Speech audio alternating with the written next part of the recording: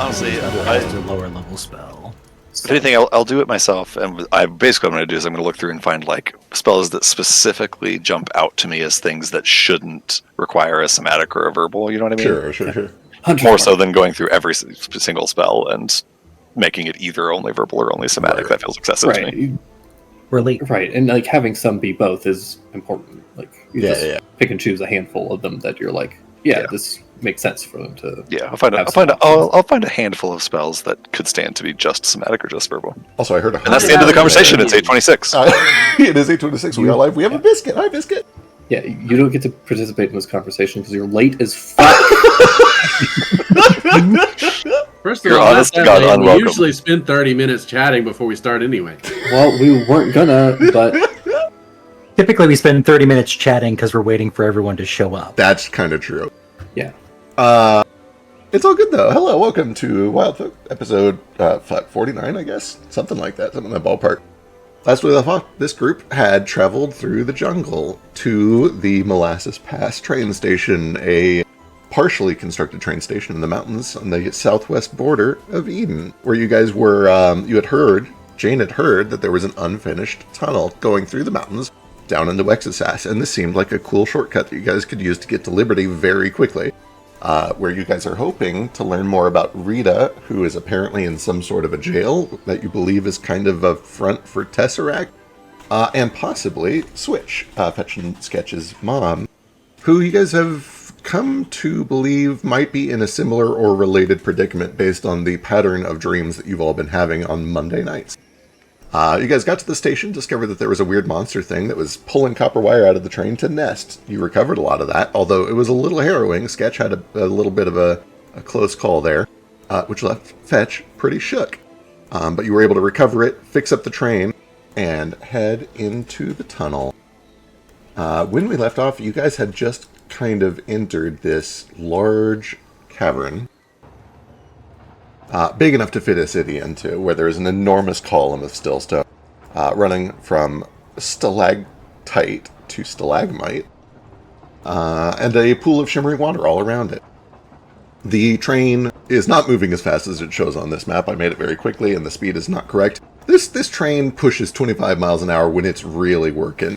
You guys have brought it to kind of a crawl, maybe 5 or 10 miles an hour, so that you could hop out and pick up some stillstones along the way. I appreciate that the tracks are still on the back. Yeah, they sure are. I wasn't going to remake this map just because you guys took the cars off. That's crazy. No, I love it. Also, you said that we wouldn't have enough fuel if we left the carts on, so it's true. Yeah, viewers at home, I want you to notice the tracks behind this train. That's right, viewers at home. This is the shoddy quality that they have to put up with on a daily basis. I need you to observe Feck's failure. Honestly, I need everybody to observe my failures silently and never bring it up again. I'm very insecure. Right in front of all of our fans, my job is done. That's what you're here for, Biscuit, is to tell me how many I do in the first episode. Can't let your ego get too big, man. It's true. I'm doing a favor to you. I respect that when you point out my failures, it's because you know how awesome and successful I am, and you just need... Yeah, you're the man in my ear whispering only a man, and that's what I keep you here for. You point my failures out, I will obsess about it for weeks. I will cry. True weeks? Those are rookie numbers. True. Dwell on things from 2 decades years ago. Yeah. As you guys are out here kind of jogging along, picking up stillstone, let me get a perception check from everyone who is not in the train. I'm driving the train. I assume Jane is still driving the train. Indeed. It's a hard job. You gotta... drive it.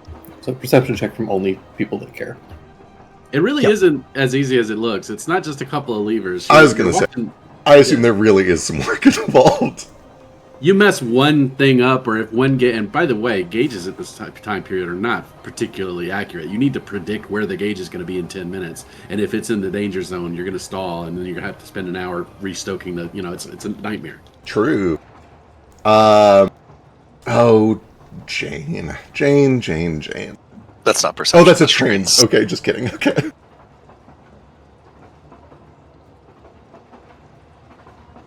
Oh, that's cackles, not text. Okay. Young man. I don't give a shit about what's happening out there. Fetch and Sketch, as you guys are kind of keeping up with the train at a brisk jog and picking up Stillstone from time to time, you start to hear this, like, resonant ringing noise that seems to be kind of emanating from a lot of these stones, and especially from the big one in the center of the cavern. And it starts as just kind of like a little... But then it starts to get more consistent and grow louder and stronger until there's this, like, bright crystalline note that is just echoing out through the cavern. Ooh, that's interesting. Oh, but before we deal with that, I wanted to point out that I have come up with a little game, okay? Okay. Because it would waste time. It's going 10 miles an hour. That's a pretty good clip. We would waste time, like, getting stones. I don't have pockets, and then carrying them back to the train, get on board the train, put the stones down, get back out, collect some more stones. So we've come up, I think what we're going to do, pick up a stone and just pitch it through one of the windows in the car. That's our game. That is a fun game. If it misses, you don't get it. You have to leave it on the ground. But if it goes in, score. Okay. Don't we have a pair of connected pockets? We could just put it in my pocket and leave your pocket on the train. And then just put it on the train that way. I know it's the lame idea or the fun idea. I know it's been what are we gonna pick? 2 weeks of real life, but I do just have to say that, like, 35 seconds ago in World, Jane was like, "Don't throw that shit. Be so careful with it." Yeah, that is true for sure. Well, it was a Don't explode my train, god damn it. Where's the noise coming from? Can we tell? You guys rolled really well in perception. Sketch in particular, but Fetch as well. Both of you get the impression that the crystals seem to be picking up on it earlier than it would normally be detected. But a few seconds in, you start to feel like a light rumbling under your feet. Almost, you guys have experienced so many earthquakes. You guys are from Zulukara.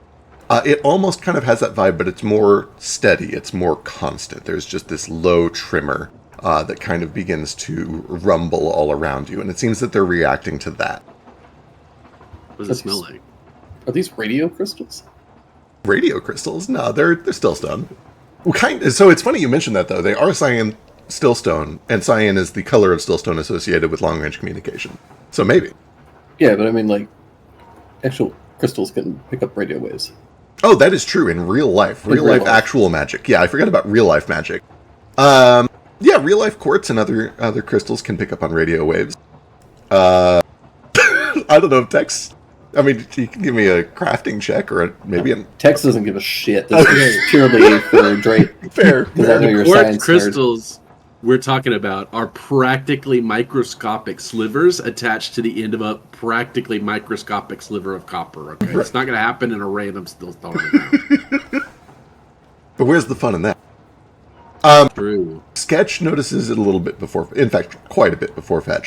You guys all probably, or the two of you probably initially think, oh, that's just like a little tremor, it's a little earthquake, we feel those all the time. Sketch is the one who realized that it is coming from a specific direction, a little bit to your northeast, which is kind of down in the pit of this cavern, and that the tremor is originating from a source, and that source is moving towards you. There is a thing that is burrowing in your direction, causing tremors, causing the crystals to shimmer, and it is moving your way. Like those worm things? Certainly seems like a possibility. Does it smell like anything? You've got like the keen smell thing, right? Mm-hmm. The overwhelming smell that you get in here is kind of a mix of like dripping still water and a little bit of guano. I don't know if from this distance you would get any sort of additional smell. Let me clarify something. I think you already know this, but I do still want to clarify. Keen smell implies advantage on the scent checks or whatever. I have the sense smell. Like you have smell as good as like a dog's. Yeah, with smell that sharp, you probably do get just like a faint, acrid, like overtone that is kind of wafting this way. Importantly, I don't recognize it. I don't think... Well, actually, no. If you have the same sense that you had back in the tunnel, it does kind of smell like the residue that was left on all those holes that were burrowed by the worm thing. Okay, so it's a worm. Let's get on the train, Sketch, and let's Get it Let's going tell- fast. How do you make it go? Why? What are we doing? You know how I mentioned the worms earlier might try to eat the train? Right. You hear that ringing? It's been loud in here. I don't really hear it, but I believe you. There's a resonant off the crystals, and I think the worm's coming this way. Oh, Got we're 100% sure. It's not a how do you make it go faster? I will make it go faster. All right, sick. Give me a trains check. Can I use the one I already rolled? For the love Yes, of God? absolutely. That's so Thank you. much more than enough to make the train go faster. All right, you begin to kick the train up. It lurches forward. All of you kind of have to steady yourselves as it suddenly begins to really kick up from a whopping 5 miles an hour to like a good 10, 15. It's actually probably accelerates pretty quickly. You literally only have the coal car. You guys chopped everything else off, and you also got it fully functional. So it kicks up to its full speed pretty quickly. As if Me and Sketch are throwing coal into the boiler to get us going faster. Careful, Sketch. We do not know where Tex is, and he could be in the coal. Sleeping cat goes in. They're the same color. that is a great question. Where is Tex right now? They're None of different us know. textures. Somewhere in the coal. I love that. Yeah. I thought he was on top on the roof. If he's in the coal, he's about to get. Well, we'll see what happens. He fully he's- blends in, I assume. He's sitting like kind of in front of the furnace a little bit. Oh, yeah, that makes a lot of sense, too. It's very warm. Probably a little too toasty for a normal cat, but for Tex, it feels great. As if in response to this train suddenly picking up speed, which kind of resembles prey suddenly running, you all hear the sharp crack of stone as a large figure breaches through the surface of the rock down below, and you watch as this enormous kind of pale pink-fleshed worm, covered in these tiny little red eyes all over its face, breaches out, gets a good look at the train, and then dives back into the rock, and you feel the earth beginning to rumble as it chases after you. A good 20 or 30 more seconds pass as it gets closer and closer, and then you watch behind you, out the back of the train, as bits of the rail are just blown to bits behind you as this creature breaches and begins to give chase. Oh, there she is. Is this top speed, Jane? It's about as quick as she can go. Yeah. Then it's faster. We need to stop. Right. Better to not be moving when it catches us. Better to keep it moving. All right. We're gonna Keep it roll moving. Initiative.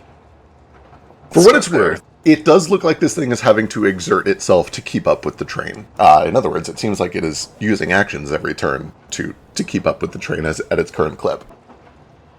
It's helpful. Oh boy, I wish I had my boomerang, so I could lose it in a cave. You gotta get just like a bandolier of boomerangs. I can afford a returning ring now. Oh, true. But that would kind of defeat the point. Hey, night. Hell yeah. As usual, I'm going to wait till everybody else rolls. Okay, I am going to... let's see here. What do I add to my initiative? I'm gonna stabilize and just take a 10. Sounds good. Oh, I did it again. I forgot to PWL before I rolled initiative. One day I'll learn, but not today. Look at that little worm. Look at that little worm. It's a very not little worm. It's so but- little. Shy How did you put its butt back there if it's not part of its token? Magic. I love Foundry so much. Except for the movement. I really wish they would just fix that. I'm putting tokens on top of tokens. That is fixed with a mod. That's pretty easy. Yeah, I gotta do that. Yeah, the Foundry does kind of expect you to use a lot of mods, which is kind of annoying. Actually, it's not a worm at all. It looks, this body has segments. It's an arthropod. That's good. Alright, Tex. You were the first to react as you see this thing breach probably a good 35, 40 feet behind the train, catching up quickly.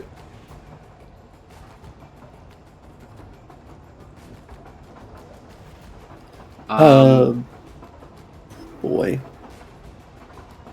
I can't remember if there's a range on this. Yes, there is. Wonderful. I'm going to use one action to move over here. And I am going to, I assume, hold an action. Yeah, this thing's so far back.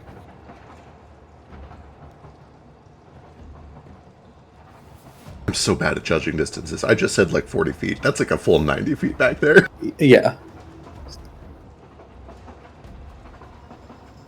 Yeah, I'm just gonna hold my action. All right, sounds good. That'll bring us to Sketch. Just a second, I thought this spell had range, but it's terrible and doesn't.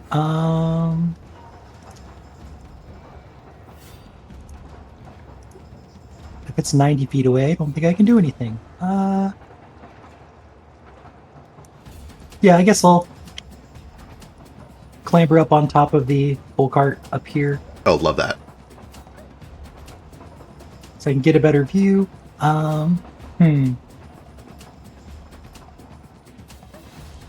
We're still level 7, so I have nothing fun. And it's too far away for all of my spells. Don't worry, just 10 more levels.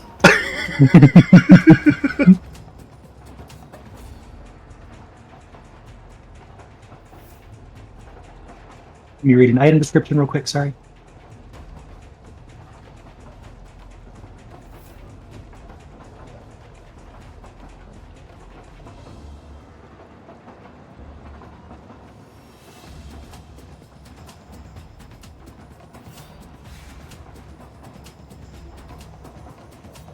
Oh, this will work, okay.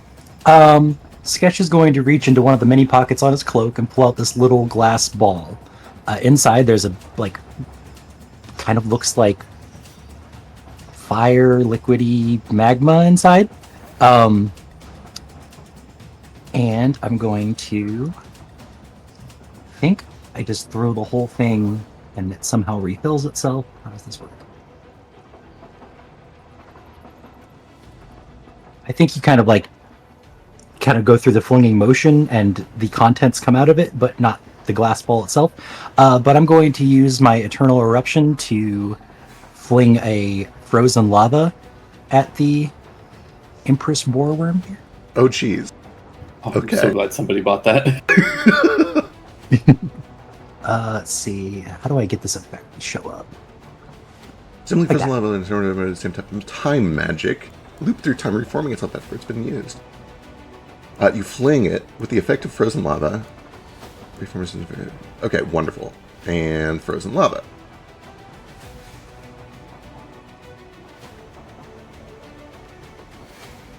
It detonates as a fireball where it lands. Possibly anywhere within 70 feet. 5d6 fire and a DC 21 basic reflex save. Alright, excellent. As you fling this tiny chunk of frozen lava back there, it lands with a clink, and then there is an eruption of fire as it blossoms out like a flower. This thing needs a basic reflex save. I believe it's DC 17. Correct. DC 21 minus 5. Or sorry, DC... Minus 4. Minus 4. So item... Item level 5. Minus item level, but I minus didn't mean 1. to do that, but I'm glad I didn't fail. Where's the plus 1 coming from? Oh, I thought you only did item level minus 1. Gotcha. No, item level. So, DC 16 reflex.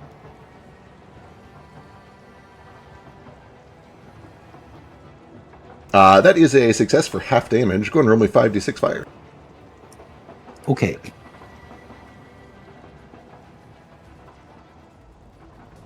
You watch as a lot of this acid along its skin is suddenly caught up in a gout of flame, leaving scorch marks all along the surface of its skin. 7 points of fire damage, and it lets out this loud bellow, kind of like a whale almost, that causes the entire cavern to shift and shake. Let's see, 7. All right. Anything else? I thought that'd do more, but I'm gonna roll and see how long it takes to refill. I don't know how many hours that is. I don't know why it rolled privately. There we go. 6. Cool. So 6 hours, and I'll get that back. All right. Excellent. That brings us over to Fetch. Okay. 5, 10, 15, 20, 25, 30. I'm gonna movement action here, piddly action, pick up some of those resonating blue crystals. Oh. And I'm just gonna huck them at it. To it. Hell yeah. Alright, let's go. I guess this would be... Boy, how do I want to do this? Go and give me a ranged attack roll. I'm gonna... Yeah, go and give me a ranged attack roll to start things off. I don't know how, but I'll give you a d20. Sure, give me a d20. Or like if you have your boomerang, it's the same roll as that. I lost my boomerang ages ago. Fair. Let's see, what's your attack bonus on just like an unarmed strike? +9. +9, so that makes it an 18. That is a hit. You watch as this still stone lands, smacks. This thing just like chews through it like it's rock, as it has been doing. However, as it chews in, there is a pop, and you watch as a couple of its teeth fly out from the little firecracker pop of this thing being chewed on. Let's see. What's the damage of a small still stone? I could have set some precedent here. Probably about 12, 13 d6. Let me go look. I get one more d6 than Sketch got. I'm going to push you off the train. I'm gonna go look up the approximate damage of a level 3 bomb and go off of that. Okay. That sounds about right. Consumables, bombs.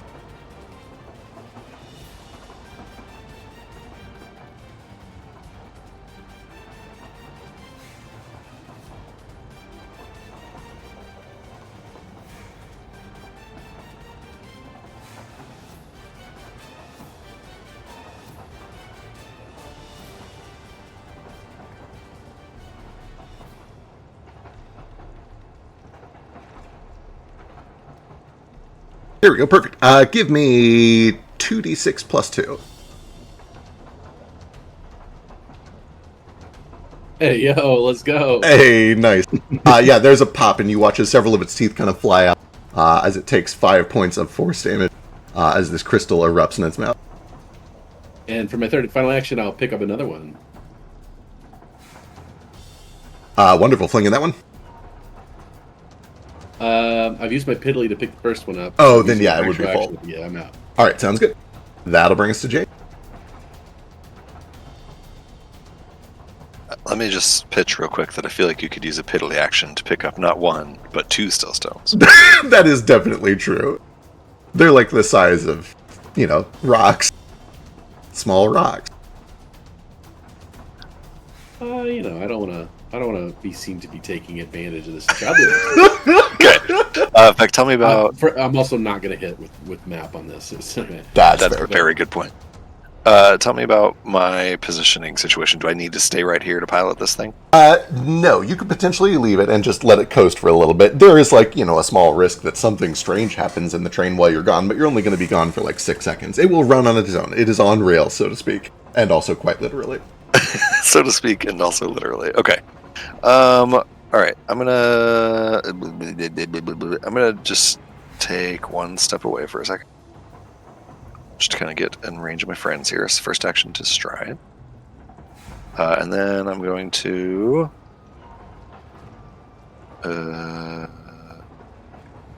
I'll cast this here spell. I'll cast it on... Let's do Tex.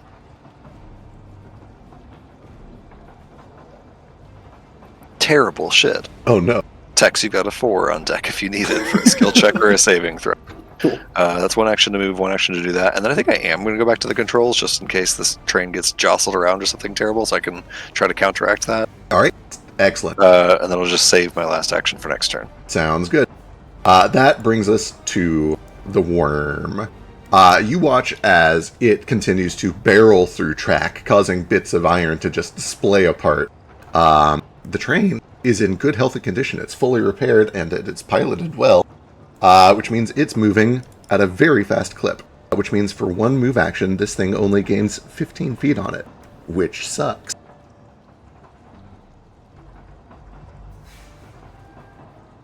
This is a really cool encounter effect.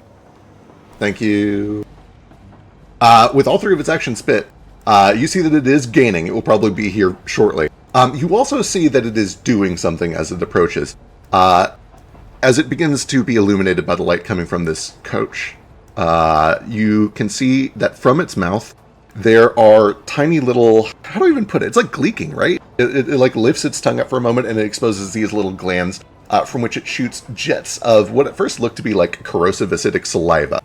But you see that within the saliva, there are little strands, tiny little fleshy bits that you quickly realize are tiny little swarms of larvae. And they're missing. He's still too far away, or she's still too far away. So you watch as it like spits these little balls full of larva swarms that land against the back of the train or fall short, and then are quickly left behind as they fall away from the chase. But it is almost close enough to launch those onto the train. It costs you $0 not to make gross encounters. It's free. This one, once again, is a cannon monster. They have two so weird. That you've reflavored to be gross. No. Just like the teeth thing. The Empress Boarworm, this is a fully canon monster. The only thing that I changed is the drawing. The art just looks like a purple worm, and I thought that was boring. I gave it the weird trypophobic eyes. So you made it look like a penis covered in STD. Sure. Tex, you have a held action if you'd like. I don't know if it's close enough to do anything. It is. Wonderful. It's not really close enough for me to do anything meaningful, but I'm going to look at it. Shadows are going to wrap around Tex, kind of showing off his true form.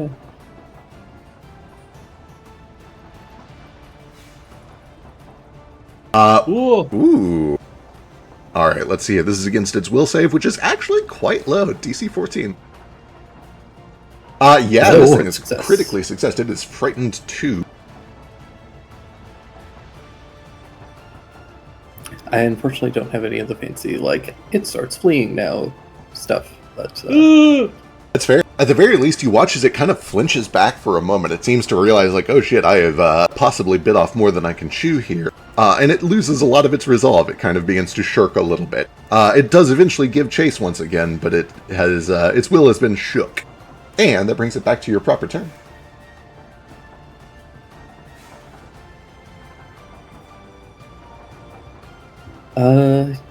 Yeah.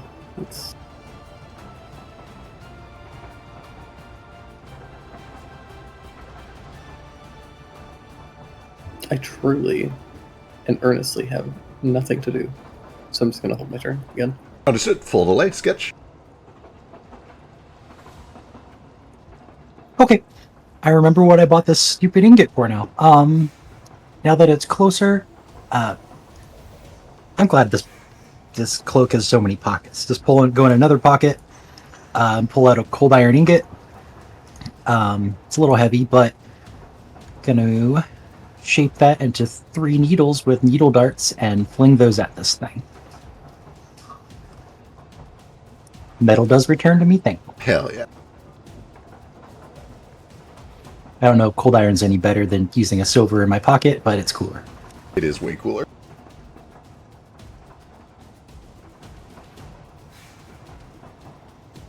There's a railgun noise as this projectile flies back, slams through this thing. 22 is a hit. Give me some damage. Does it do extra damage because it's moving faster due to how fast we're moving? The relative speed of this thing to you is about 15 feet per turn. Or I guess it'd be 45 feet per turn, which is not, it's not nothing, but it is not enough to add extra damage to the attack. Okay. It's about as much extra damage as it would be if a person was running full sprint towards you. That is 15 points of piercing damage, though. You watch as a bit of this thing's carapace flakes off, and you do see that blood begins to spurt out through this wound. There's a lot of times where hit points don't really represent health so much as like luck or avoidance or armor. For this thing, hit points are just health. This thing has a lot of meat to chew through, and you chew through about 15 points worth of its meat. This is going to take way too long. It's going to catch up. I'll also piddly action pick up one of those still stones that we picked up earlier and fling it. Hell yeah, let's go. I'll use it. It's a map, but it's fine. I'll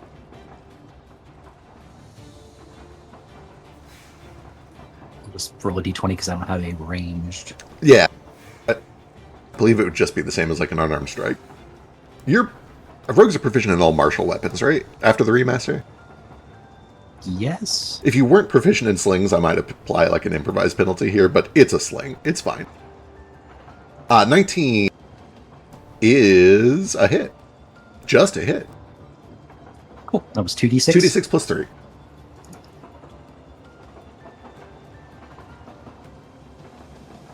Uh, 11 points as there's another pop as this thing crashes against it. What are the little rocks called in Elden Ring?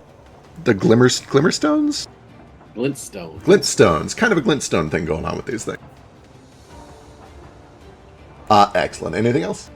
I don't know why you gotta ask out loud. You can just ask me. There's two enthusiasts here. Straight. That's all 3 of my actions, so I'm good. All right. I forgot to do a thing at the top of the round. Jane, would you please give me a D100?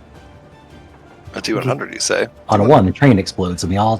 It just explodes. That's it. Oh, so close.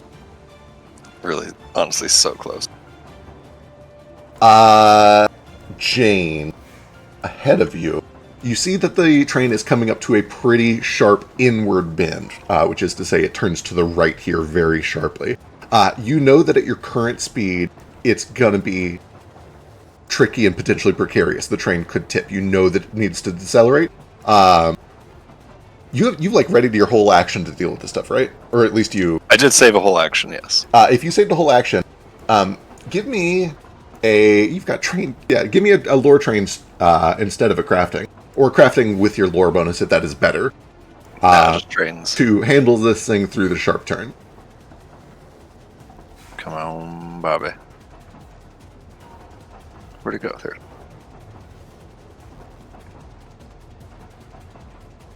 19 is good. As you guys come up on this thing, you feel the train very swiftly and expertly lurch slower to take this sharp turn. All of you guys kind of feel yourselves flung to the left side as it banks right suddenly. And then it picks up speed, losing basically no progress over the course of that turn. And that brings us back to the future with Fetch. Hell yeah.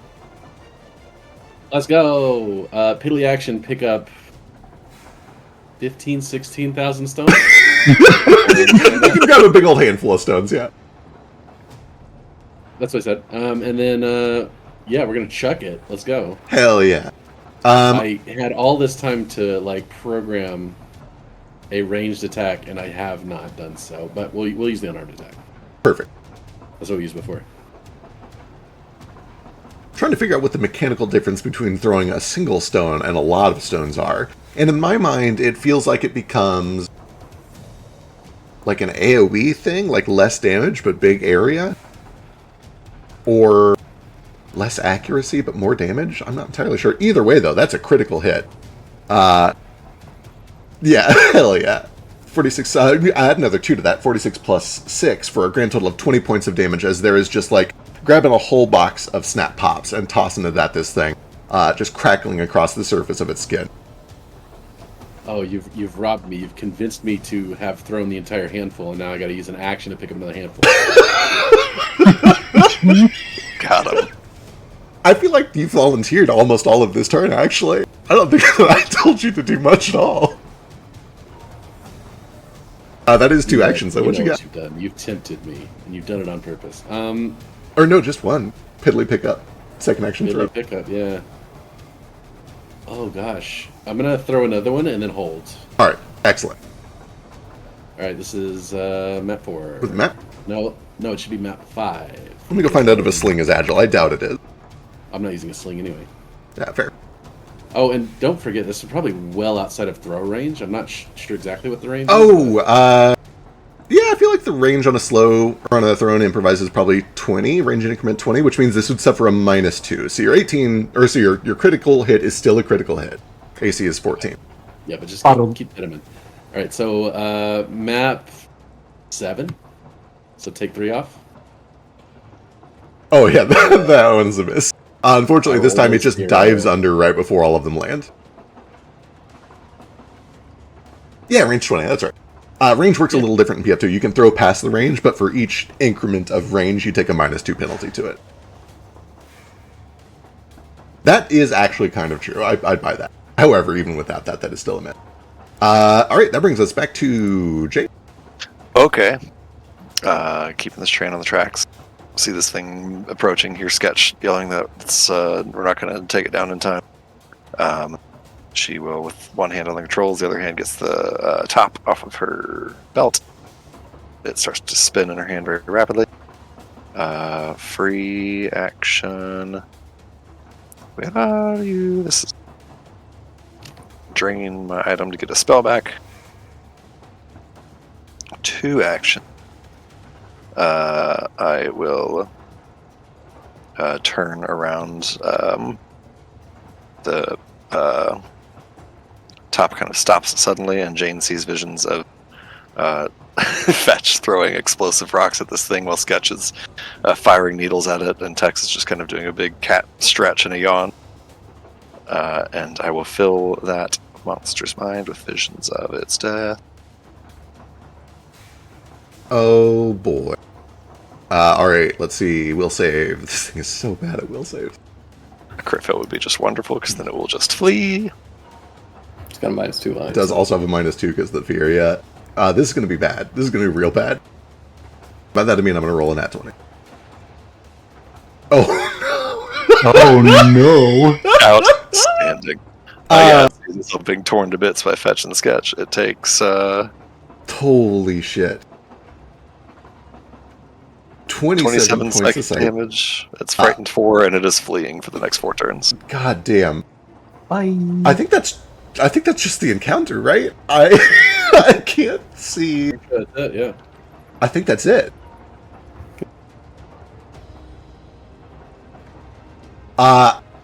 Could you have it be Tex tearing it apart in his true form? Absolutely, yes. Hell yeah. Alright. Yeah, like a shark that kind of breaches up to go after something it thinks is a seal, but is absolutely not a seal. This thing breaches up to the surface and starts to chase after you, and is immediately met with a ton of resistance. Not only the still stones being hucked at it, the magic being hucked at it, Tex glaring at it, but then finally this vision from Jane of all of you essentially just dogpiling on it and ripping it to shreds. It gives up on this meal. It realizes that this is not the easy meal that it thought it was. It dives under the rock, and you guys don't see it anymore. You hear the shimmering of... Well, he's not actually dead. You hear the shimmering of crystal as this thing continues to just burrow away for a while. Can it be? Do you need it to be dead? Well, yeah. It's not. It's fleeing. It flees. Well, hang on, though, because we're right next to a cliff, and it's been frightened. That doesn't mean it has to... What if it turns right and then just flies off the cliff and dies? No, it needs to die from this spell. Something Oh yeah, the spell won't kill it. Reduces here by the spell. Its vision becomes... Oh, I see what you're saying. It kills it instantly. Yeah. Oh, right. But then it becomes reality, so Tex would be in his true form forever. True. I see what we're going for.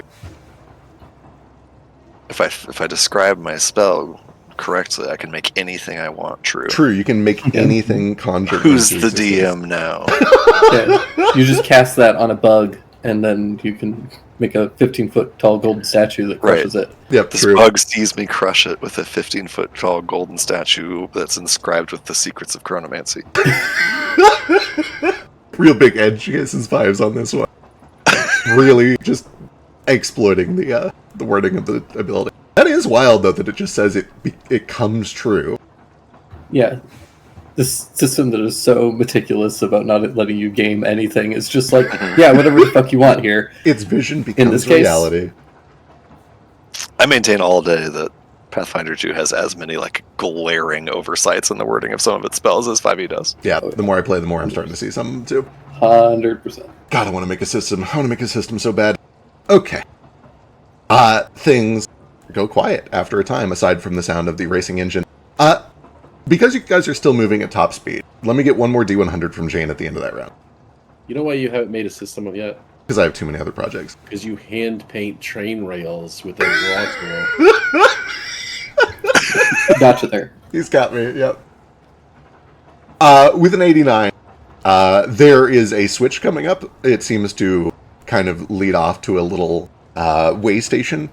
All you need to do is make the switch correctly. Let me get a pretty easy translore check from you. This fight right here is all I've ever wanted. in my life. Oh my god, you're very lucky this was one of the easy ones. It was the last thing I wanted. Yeah, I didn't expect... I got to do literally nothing. Yeah, you got to sit there and yell at it, and then immediately have your frightened overridden. I threw rocks at it. Through rock. If that's Yeah. a failure, I can reroll it. No, that is plenty. You're able to make the switch and continue on the path. And over time, as you get the impression that this thing has fled for good and does not intend to be returning, you're able to bring this back down to kind of a reasonable pace if you want to, or you can just keep going at full speed if you'd prefer. Oh no, Jane's, yeah, she slows it back down as soon as she reasonably can. She's white knuckling it, terrified that this like ancient, unfinished track is going to give out any second. Oh, for sure, for sure. Mom accidentally got over 45 on the highway and really has to just cool her jets. Right. It's Susie Chestnut backing up after halfway blowing a red light. I can't believe you would put Susie Chestnut on blast in That's front a of joke. God and everyone 20 years That's- after the fact. The joke is for me and Justin only. Amazing. But things eventually go back to normal. It is pretty late at night when all this happens. Most of you were starting to kind of like nod off when you notice this glowing cavern. And when the adrenaline comes down and the tension slows down and you realize that this thing has given up on the chase, it starts to hit all of you once again that it is pretty late. You don't see the sun, but Jane has a perfect understanding of time and can tell you that it's probably 1:42 and 6 seconds in the morning. Joke's on you, I didn't even prep that cantrip today. Damn. But I probably have a watch. Probably. In fact, I do have a watch, canonically. Do you not have like an internal clock? No, unfortunately, just magic. And I do have a clock. Which kind of pulls over stopwatch. The heck is a clock? Like a timepiece, a machine that tells you what time it is. A sundial that doesn't need the sun to work? Something like that. Heck is a sun? No. I feel like I'm being fucked with. Funny story, sundials are actually a little bit less reliable here since it's a binary star system. I mean, it's close enough. They're far away that it's essentially the same sun, but on a microscopic scale, slightly less accurate. Or precise.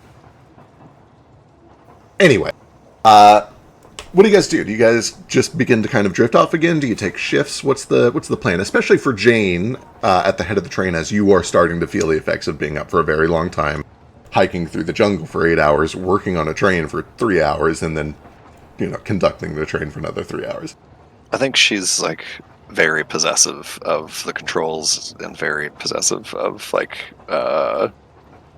being in control of this process. So I think she'll stay up even through exhaustion to maintain the controls. Okay. Train operators are only supposed to work for 6 hours. Did you know that sundials can also tell you the weather? Yeah, I imagine they probably can if it's cloudy. Yeah, if it's cloudy. It's kind of only like a It's a binary shadow. weather thing. I guess you could get like Yeah. either clouds, sun, or rain No, if it it's can tell you wet. all I was gonna kinds say of if it's wet, yeah. If it's wet, yeah, rain. If it covered in if the snow. time appears and disappears but keeps changing, lightning storm. Ah, yeah, that's good, that's good. Alright, how about the rest of you guys? Anybody do anything weird, or you just pass out to sleep? Sleep. Perfect. I think we sleep. When you awaken on Sunday, Should have bought more red eye coffee. Oh well. see, that puts you guys at the 29th.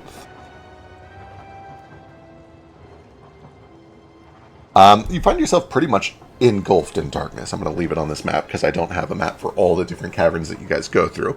But this brilliant cavern is left behind, and you awaken in sort of just a featureless stone cavern that has clearly been burrowed out through the mountain. You guys have essentially been in this mountain for hours and hours and hours. However, it is about 20 or 30 minutes after you guys kind of begin to rouse that you begin to see daylight up ahead.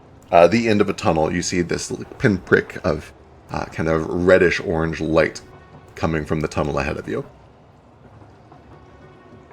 Jane, you are fatigued. That is a -1 to a bunch of things. You have trouble doing any sort of exploration activities, which includes controlling the train. I'm essentially just going to apply the -1 to that as well. You have noticed as you continued that the tracks are becoming less and less finished. The gravel is thinner. You can see that there are just construction supplies all over the sides of this thing.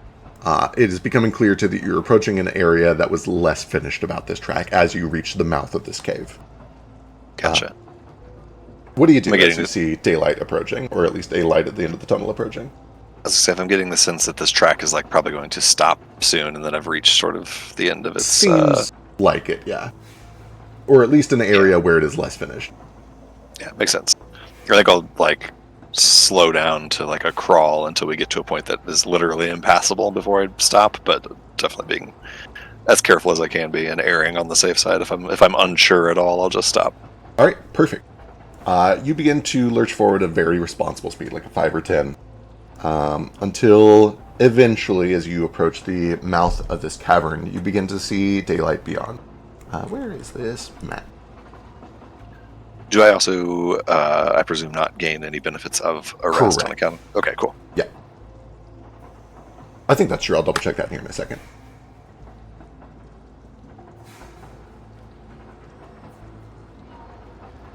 It's fine. Who needs spells? Who needs them? I got a gun.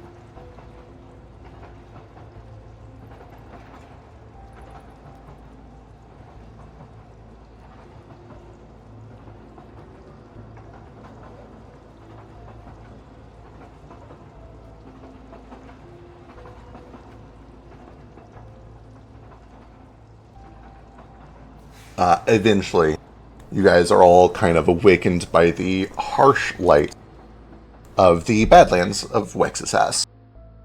You're not quite down to the area where Liberty's at, but the vibe is very similar to this. You see this just red, ruddy stone in all directions, mesas jutting up from plains, rocks covering the landscape as far as you can see. Very little grass and greenery to be found, although lots of shrubs, lots of cacti.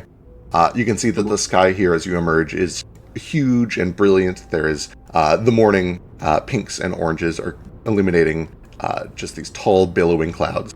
Which got fetched? Tumbleweeds. Oh yeah, for sure tumbleweeds. There's got to be tumbleweeds. Absolutely. Where's is Outer Rock on this map, and how far is it from Liberty? Outer Rock. I don't remember if I have Outer Rock on this map. Oh yeah, I think I do actually. I believe Outer Rock Should have is one of these little villages. Yeah, I think it's this little one over here to the west. So special.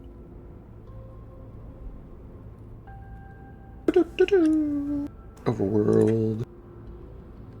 How far of travel? You maybe you're about to answer this question. How far is Liberty from Outer Rock in terms of like travel? It is about 2.5 hours by carriage, a little bit less by horse. By train, it would be a matter of like 20-30 minutes tops. Cool. Can you answer a question real quick? Yes. Can you explain to me geologically how you get mesas inside of a river valley? I sure can. There was a very old flood, and that did it. Did it pick the mesas up and put them down in there? Yeah, it sure did. Oh, wow. You guys are actually still pretty far to the northeast of this. Let's see, if I pull you over to the Wildlands map, you guys emerged on the western side of this mountain range. Which means you've still got, measuring, about 64 miles to Liberty. Which would only be, 2 or 3 hours by train if the train could continue to function. However, Jane, as you emerge, you find that there was another station kind of in construction here. The endpoint, the other endpoint of this. And although you can see in the distance there are tracks, this station had not yet been connected to any of the proper industrial and commercial tracks available yet, because it was unfinished. Aside from a couple of construction lines, which could potentially work, but you would have to take a moment here to stop at this, operate the little roundabout thing. What is it called? The spinner thing you put trains on. I know there's a word for it. Doesn't matter. Turnstile. So if you want, you could spend a little time here putting this thing on the turnstile, putting it on the essentially the work route, the work rail here that connects out to the main rail network, and then take this thing all the way into town if you wanted. Hang on, I'm back. Welcome back. Sorry, I went away to drink, and then somebody said something wrong. I had to run back. It's not a turnstile. It's a turntable. It's just called a turntable. Turntable. Okay. So it's up to you if you would like to go 64 miles on foot, or if you would like to spend a couple hours getting this thing kind of manually moved over. There's no way it takes a couple hours. About an hour or so, putting this thing on the turntable, put it onto the construction line, and then take it out into the actual main rail line. Yeah, that seems way more time effective to me. So maybe we'll take an hour here and eat some lunch and get this thing moved over. Perfect. Jane, Breakfast. give me a translore check. With great pleasure.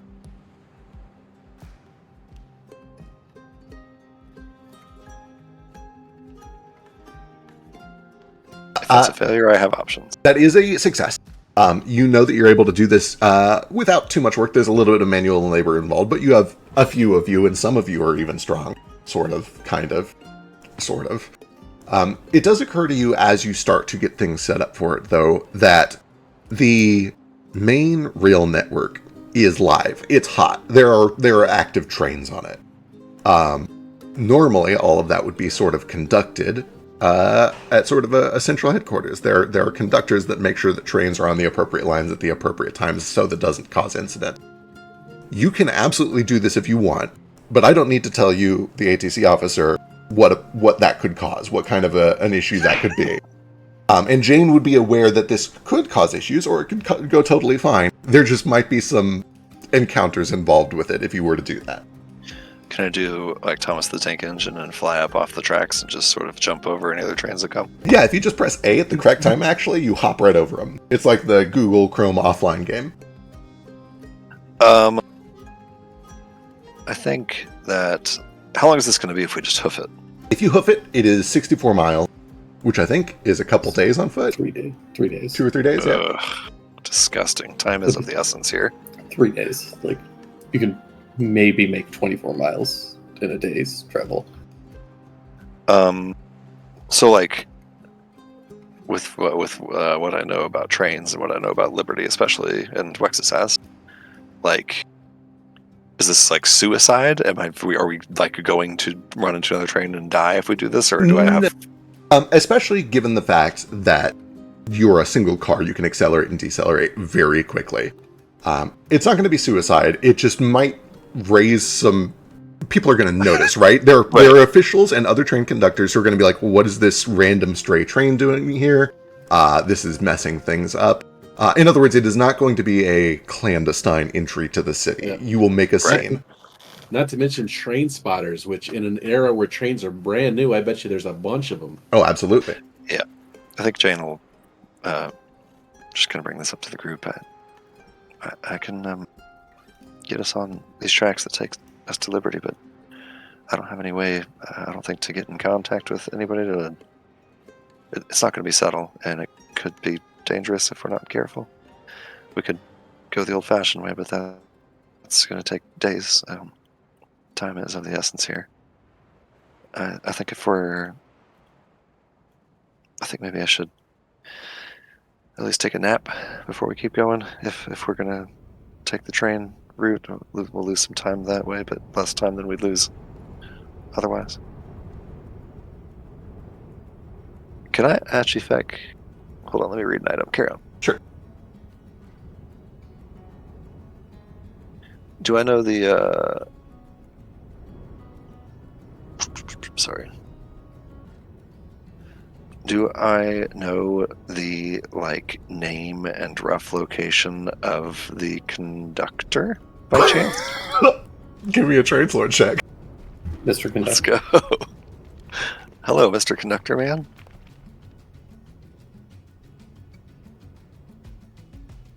Sir Topham Hat? You have heard of yes, that's his name. Sir, thank you. You've heard of Sir Sopham Sombrero many times. He is renowned for how efficiently he keeps things running. Mr. Sombrero is the local conductor for Liberty, and also controls a lot of the region to the northeast all the way up to the mountains. Outstanding. She rifles around in her bag for a second and says, I've got this. And she pulls out a little token, wooden and painted, that looks like some sort of Zulukaran bird. I could contact the conductor and tell her we're coming. That way they at least don't use the tracks while we're coming in. We may want to decide what our story is so that we get it straight before we do it, but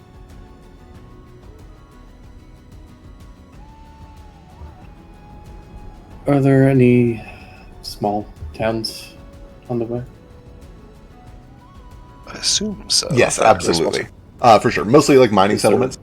Is there anything close? Yeah, but there's a lot of small towns around XSS.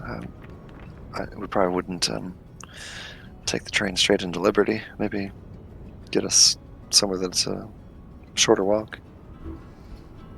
We hit one of these small towns, steal a couple horses or something. I feel like we can probably afford horses. Fine. Jane, would you say there are or are not any gold in them there hills? There's actually a great deal of gold in them there hills, yeah. Wow. Sorry, my Wix of Sassy's coming out. Them there are hills. Or not Wix of Sassy. Woo-ha! Good to find you, Mr. Pocket. I know you're out there. But now that we're out of the metaphorical frying pan, I might kick my feet up for a minute, see if I can get a little nap in, and then we'll head in. Do you know if there's a town close, like, within a couple hours of walk? See, I assume we could get the train like here even. Yeah, almost certainly. And- So this connects to the main rail network, which means you can take it all the way into Liberty if you wanted to. There Yeah, isn't we're like just a trying to risk get of close without. Sorry, go ahead. Yeah, exactly. There isn't like a risk of danger. It is simply causing a scene. You're messing with traffic. It's mostly just people are going to notice you arriving wherever you arrive. It's not like you're going to cause an accident, especially if you were to alert him ahead of time. It's just that it won't be clandestine. But Yeah. if we abandon the train there, won't it just be in the way?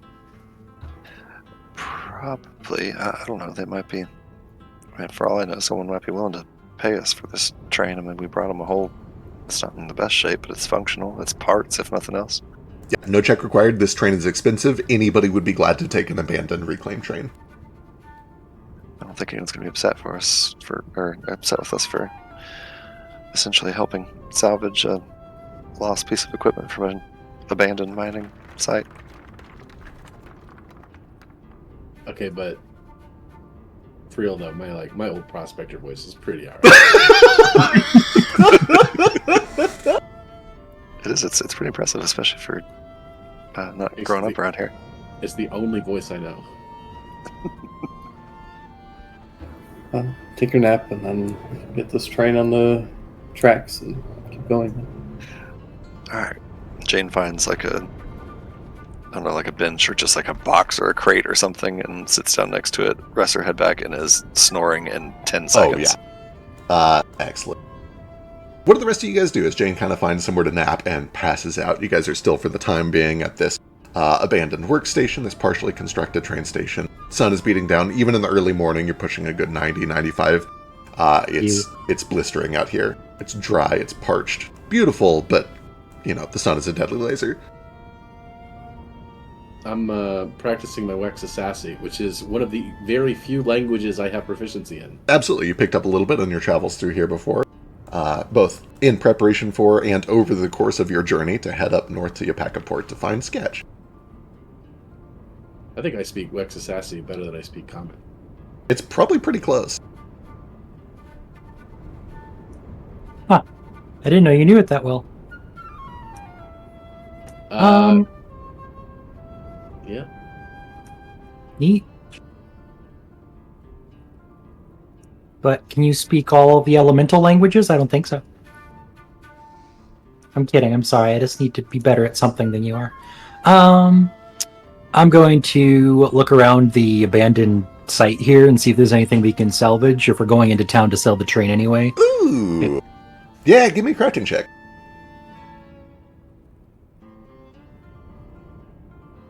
One day I'll remember where the skills are. Why is it the hand? It's the Never- hand. I'll hero point that. All right. Can't do much worse. That's better. A little better. Yeah, you do find that the station on this side has been better maintained and better stripped because it is in the safe side of the mountain range. It's not over in the garden, it's here in Wex's house. And as such, a lot of the valuables have already been either reclaimed or taken. With the 16, though, you do find that there are, at the very least, a couple of, like, toolkits and supplies that are probably worth something. Let me double check. We've already burnt some coal, so we can stand the extra weight. It's fine. Writing, making a note to myself.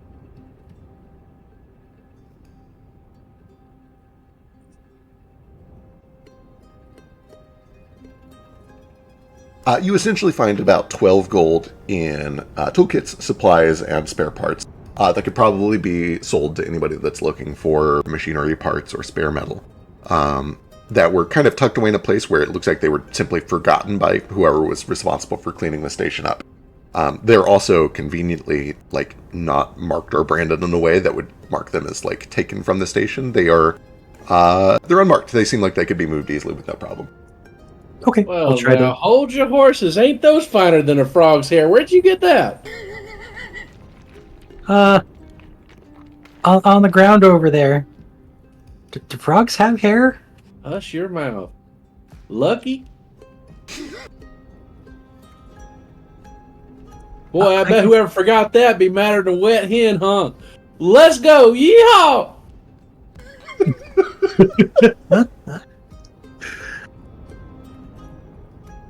Who taught you this? Okay.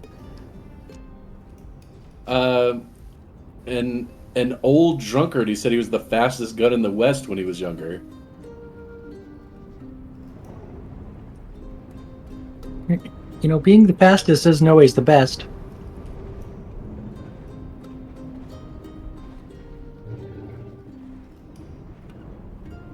Oh, cool. Excellent. Should I go ahead and just mark down the 12 gold, or should I wait until we sell things off? Unless you guys get up to anything weird, you'll probably be able to sell it off once you get into town. It might be good to, like, put a little asterisk that says, assumes you get into town or whatever.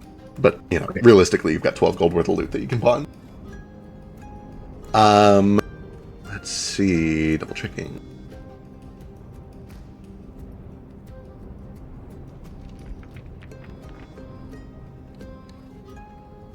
Perfect, wonderful. Eventually, after a good, I guess this is a question for Zeke, who just stepped away. Whenever Jane gets done resting, I don't know if that's going to be like a full 6 hours of, you know, proper rest, or just a quick 1 or 2 hour nap to kind of catch her wind a little bit. But you guys are able to get going again. And begin to head your way south. When Jane gets back, I'm going to ask if she actually does send that note with the bird. I guess we're waiting on Jane. Does Tex get up to anything at this station, or he's kind of just chilling until Jane's ready? Oh, Jane's asleep in public for the first time. True! I'm gonna start poking around. Yeah, excellent. You kind of come over like a cat does when somebody is trying to sleep and immediately fuck with them. What do you do? I just kind of sit, probably like curl up in her lap or something. Yeah. And I'm gonna listen to the complete lack of a heart. Yeah, so you know how cats and dogs too will kind of come up to pregnant women and just like rest on their belly, like they can clearly hear that something is going on inside. When you approach Jane, you kind of get this like, oh shit, there's something weird going on in there. And rather than the organic thumping of a heart and the faint sound of blood pushing its way through vessels like a cat might normally hear, you instead hear faint ticking and whirring and the sound of a constant stream of fluid being pushed in and out of actuators. There's like a little bit of a faint hiss of steam that is coming off somewhere and then being captured and put back in. You hear the sound of machinery inside. I can't remember. Tex already knows about Jane, right? Is that true? Yeah, she told everybody. Okay. Perfect. I'm not going to put it to a check or anything like that. Now that you're aware of it, you can kind of just listen and realize it's there. But this is probably the first time, unless she like demonstrated for you, that you're actually like, oh wow, there really is something weird going on with Jane. You begin to hear mechanical robot bits inside of Jane.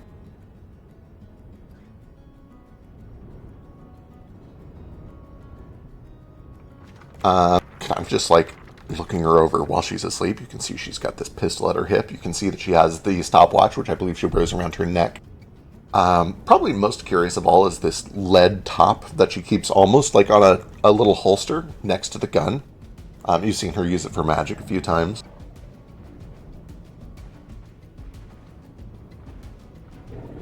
Is there anything in particular that you're looking for? Not really. I think at some point probably fall asleep, sleep badly, and maybe try and. Nah, that's about it. Okay, sounds good. Welcome back. Question for Jade: how long do you stay asleep? Are you planning on like a full rest, or are you just grabbing a couple hours? Whatever it takes to get an actual rest and get spell slots back and stuff. I'm assuming that's like a full 8 hours. Yeah, like good, at least 5 or 6 hours to get a proper rest in. It's not going to be the most fulfilling sleep, but it's enough to get your magic back. So in character, Jane intends to just take a very quick nap, but I Yeah. don't think she wakes up until she's We've all rested. been there.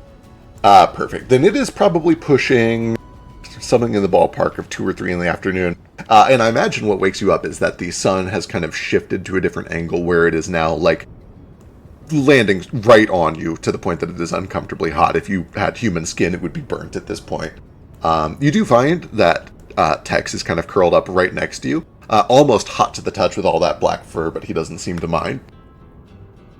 I didn't think about that fringe benefit of being an android, no sunburn. True. I think she like you said, like wakes up kind of wincing at how bright the sun is because it just came over the edge of the crate she was getting shade behind, and kind of looks at her stopwatch, realizes she slept a lot longer than she meant to, but gets the top off of her belt and sees that it's all nicely recharged with magic. Sorry, I didn't mean to be out that long, but I'll It's okay. get working. And she kind of gets up and dusts herself off, and there's like when she first wakes up, there's like a subconscious instinct to reach down and like give Tex scritches, but she like her hand stops halfway there and remembers that's not a kitty cat. Then she'll start working on putting this train on the turntable. Perfect. Easy enough. By 3 or 4 in the afternoon, you've got it ready to go. You know that you're probably only about 2 hours away by train if you were to take it all the way to Liberty, or you could take it to one of the other like neighboring satellite settlements and then walk the last, hour or two. Yes, I think we'll take it close-ish to Liberty, but not all the way in. Just at least like our arrival into Liberty is a little more subtle, even if it's not at the nearest town. Perfect. I will get out that little bird. Okay, excellent. That was my next question. Let me read this thing. Activated, it turns into a little bird that sits in my finger. I name Bottom Sombrero or whatever he was. Sopum Sombrero.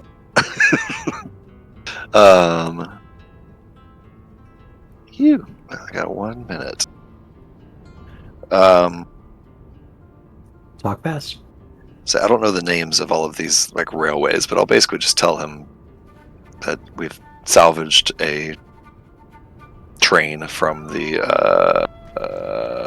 Molasses Pass station ruins, or abandoned station, and that we're bringing it in on the Green Line. Is that what it was called? Yeah, something along those lines. I forget the exact name of it. Yeah, and then basically just let him know that I'll like get my little map out if I've got one, what tracks we're coming in on, and just let him know we're heading into whatever this little settlement is right here. Excellent. With your 22, effectively 27 lore check, you know exactly what kind of message you need to send that will not require a response or any further coordination. It is essentially just shy of like an emergency signal, but it's kind of like a lack of communications. Like, this is the only message you're going to get. Be ready for us.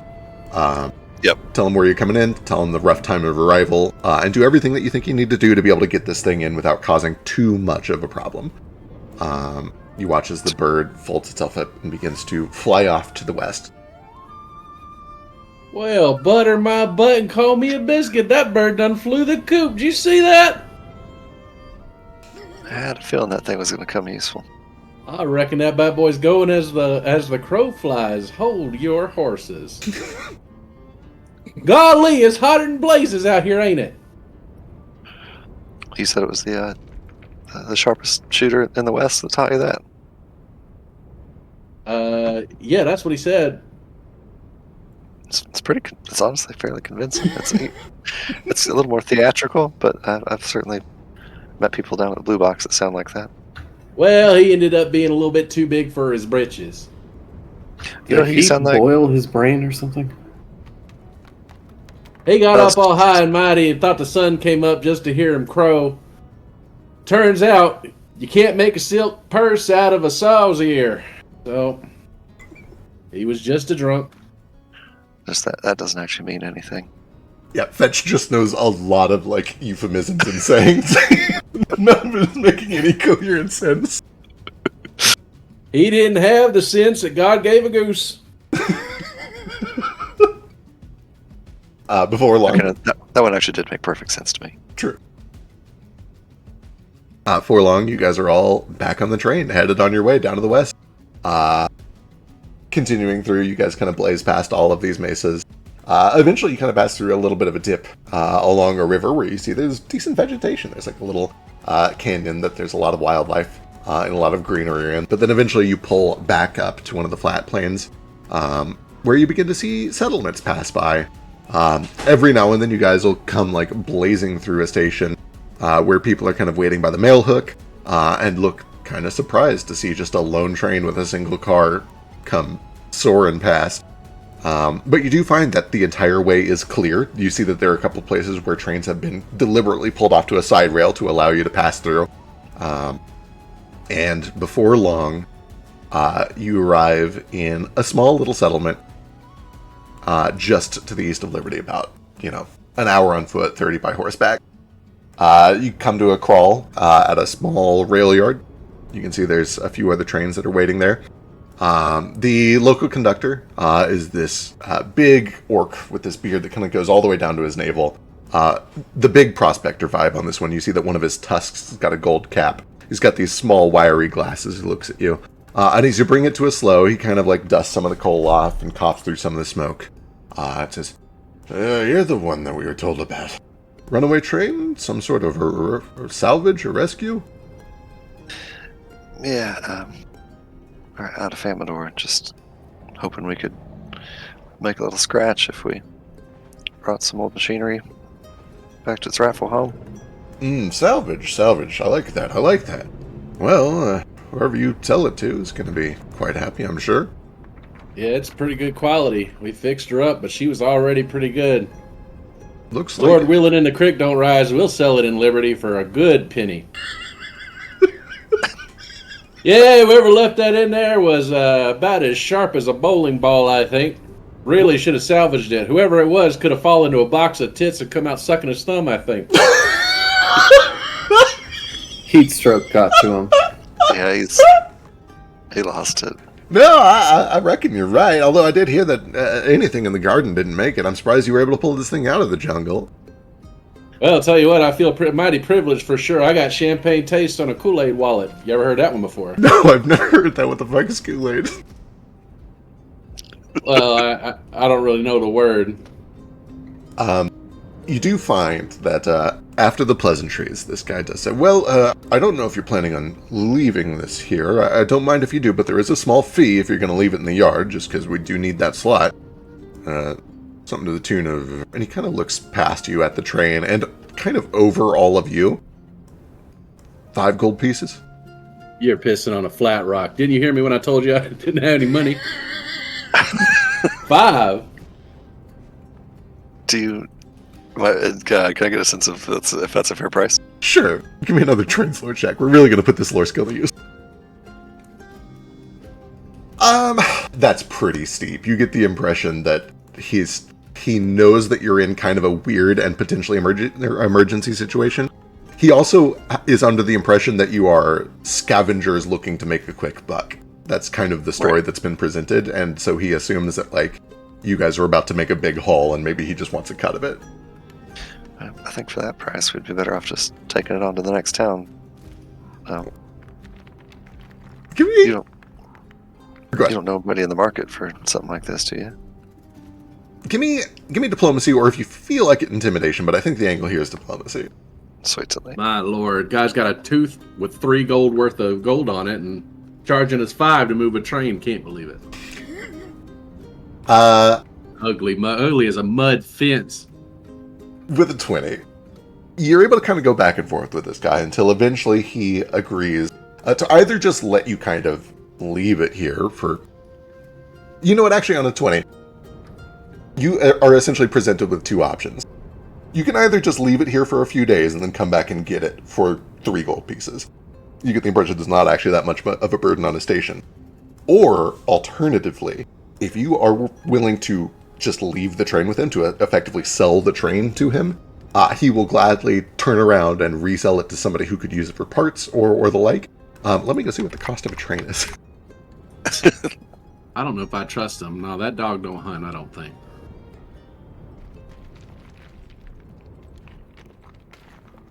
At first I thought that maybe these were things that he actually heard from somebody around here, but I do think maybe he did actually suffer from heat stroke. That man's face could knock a buzzard off a gut wagon.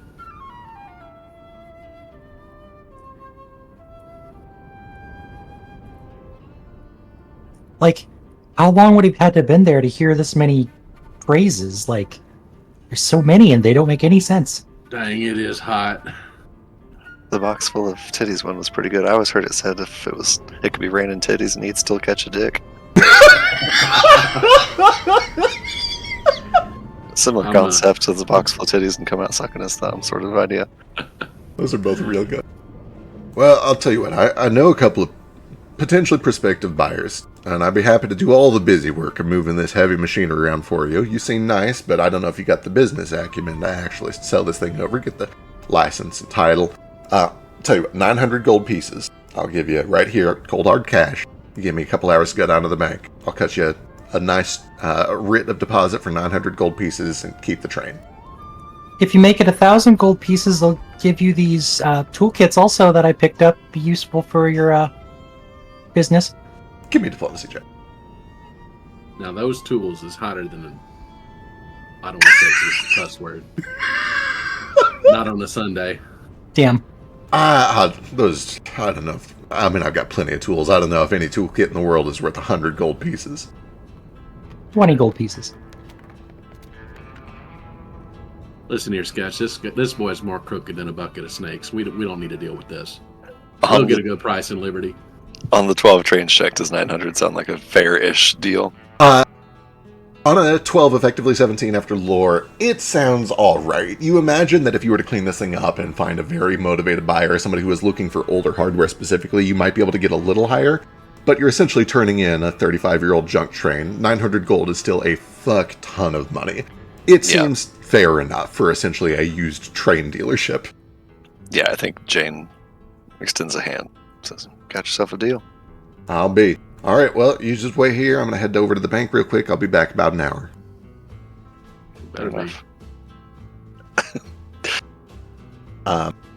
Make yourselves at home. There's not a whole lot to do here in, what's this city called? What's this little settlement called? Listen here, Jane. If this deal goes bottoms up, don't say I didn't warn you. I need to know, can you still do your normal voice? Or is this like, are you stuck like this? Dang, it is hot. Yep, he's stuck like this. It's hotter than here.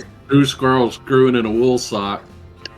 Jesus I'm going to Christ. cast Rousing Splash on him anytime he makes a weird... Oh my god. Oh, thank you. Ain't much to do here in Coyote Pass, but they got good coffee at the little inn down the street there. If you want to wait there, I'll come find you. I would be remiss not to ask, can I get an insight check? Oh, sure. Just if he's running off to go tell the cops or something. Sure, absolutely. I don't even know what he would be telling, but okay, 9 tracks. Yeah, seems legit. Seems like he's just, he's here to make a deal. This is all a little unusual to him. He sees an opportunity. Fetch, do you remember anything that's happened in the last 2 or 3 hours? Because you kind of seem like you've been in some sort of trance or something. I thought we were still in the tunnel. No, I remember it. He must be possessed by some ghost Spirits of a were miner speaking that we through met him. back there. I remember. I was just trying out my exercise. It's pretty good. Pretty good. Would you say it's slicker than owl poop? I don't know if I'd go quite slicker than owl poop. I'd say it's about as hot as a witch in church. Why would a witch go to church? She seems more like a independent religion kind of person. Well, that's why she's hot. It's like uncomfortable there.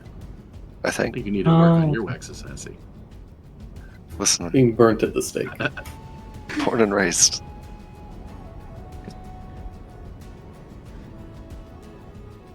Well, should we go get some lunch or something? We got an hour. Yeah, lunch sounds pretty good. You guys are able to make your way over to it. Or what you got to? Since we're here, can I try and find some train tickets to Liberty? Oh yeah, absolutely. Yeah, I don't think there's any like checks or anything involved with it. You're at the train station, and you're a sapient creature that they quickly recognize as intelligent and has money. Oh no, honey, sweet. You have a different approach. What are you doing? Tell me what you're doing. I find people who are planning to go to Liberty and I take their tickets. I understand what you're doing here. I gotcha. Sure. I didn't get to do combat. I'm going to use my skill checks. Hell yeah. Yeah, go and give me a thievery check. How late is it currently? It is about 4:30 in the afternoon. Sun is still up. A little past the hottest point of the day. Tex, we're gonna get some vittles. You want anything? I'll catch up. Boy, if I had a plate of gravy and you had a feather in your ass, we'd both be tickled. Can I, do we feel like we're gonna go deal with go looking for Rita today? I think sooner is better than later. I'd say so. All right. I'm just gonna go and try and pick some pockets. All right, excellent. Give me a thievery check.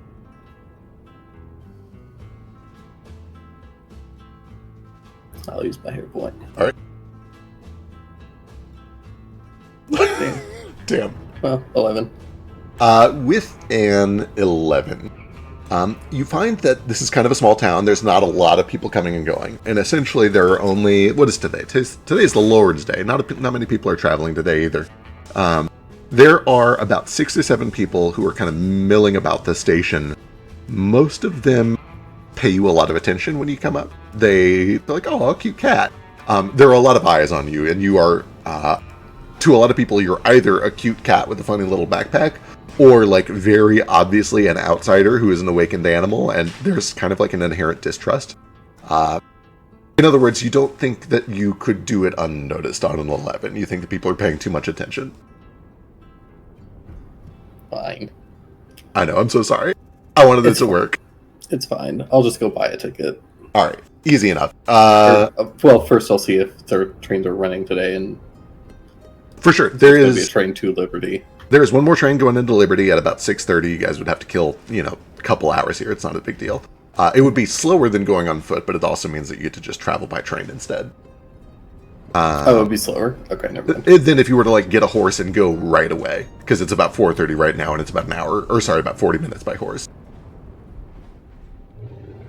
I do have a couple of things I'd like to attend to while we're in town that I suppose maybe ought to be done before we try to do a jailbreak in case that goes tits up. This town or Liberty?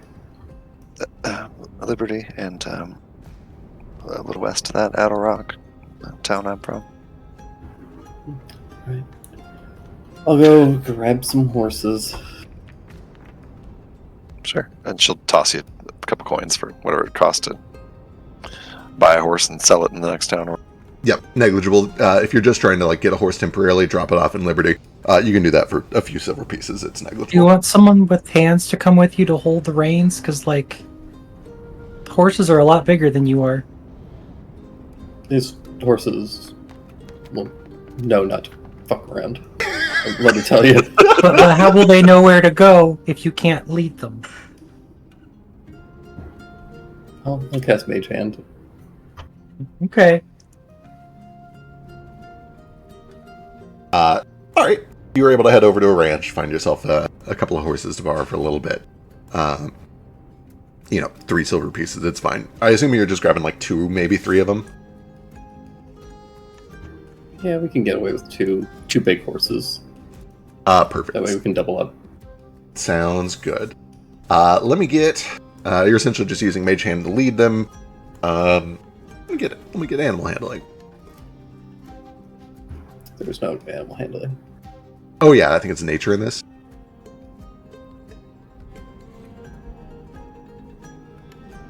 Plenty. That's more than enough. It's a little bit weird at first, but once you conjure the Mage Hand, they have been well trained. 14 is enough to kind of get them all pulled over to the little cafe where they've stopped to grab some victuals and coffee, get them hitched up. And about the time that you show You guys up... have seen the clip of the cat jumping on the back of the horse and horse riding it around, right? Oh, I don't know if I have, but that sounds very cute. It's very cute. Yeah, I sit on his back and let it head over to the coffee shop. Perfect. Yeah, especially from up there, it really doesn't have any reason to believe you're anything other than a light rider. Especially the Mage Hand, you're able to guide them easy enough. You get them hitched up. And it is about that time that the local conductor here, comes back with a big old certificate. It is a written deposit for 900 gold to be can be cashed at any bank in Wexishas. You get the impression that you probably would need to go to a bigger city if you wanted to suddenly withdraw 900 gold all at once. They probably don't even have that here at the local bank. But it is good for 900 gold anywhere in Wexishas. Does it look legitimate, not forged, etc.? Sure. Give me perception, or if you want to, society.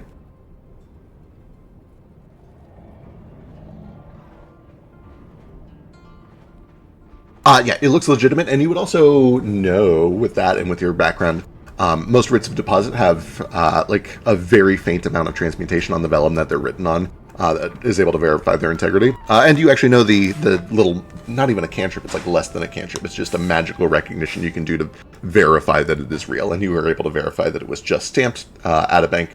It is good. Sweet. Jane will explain to Fetch how banking works as we start writing, and then we can, I believe, each add 225 gold, which I'll go ahead and do. Yep, absolutely. So first, you got to understand how property works, which means you got to understand how ownership works. And then we abstract that a few times. Y'all never asked me what the name of the man who taught me how to speak Wexishasi was. Hey, Sketchy's doing it again. Get the water. I got it. Y'all don't want to know his name? Sure, let's hear it. I'm gonna hold the spell. I'll wait. I'll wait for you to say the name. Just... Peter Brown.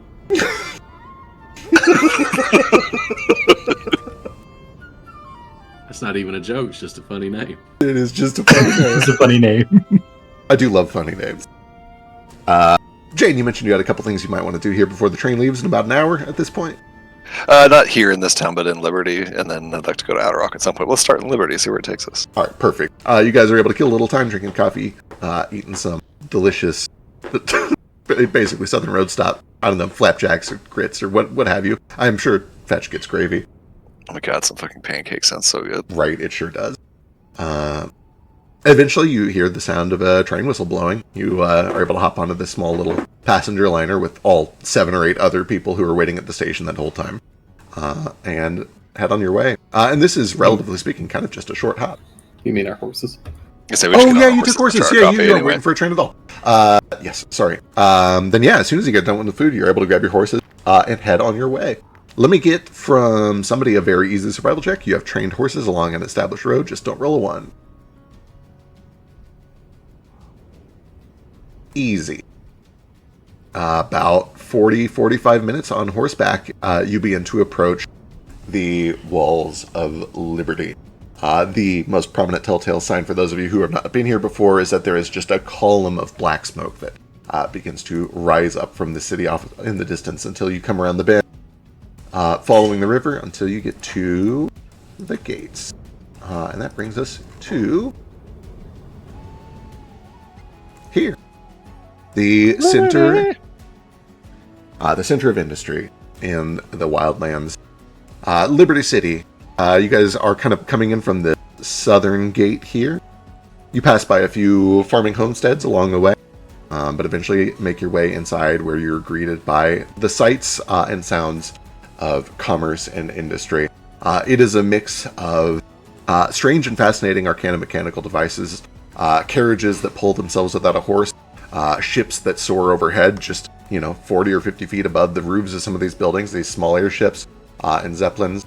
You see that as you look deeper in, there is kind of a monorail setup going on that carries these big, lightly rusted tin carriages along a suspended track to different parts of the city.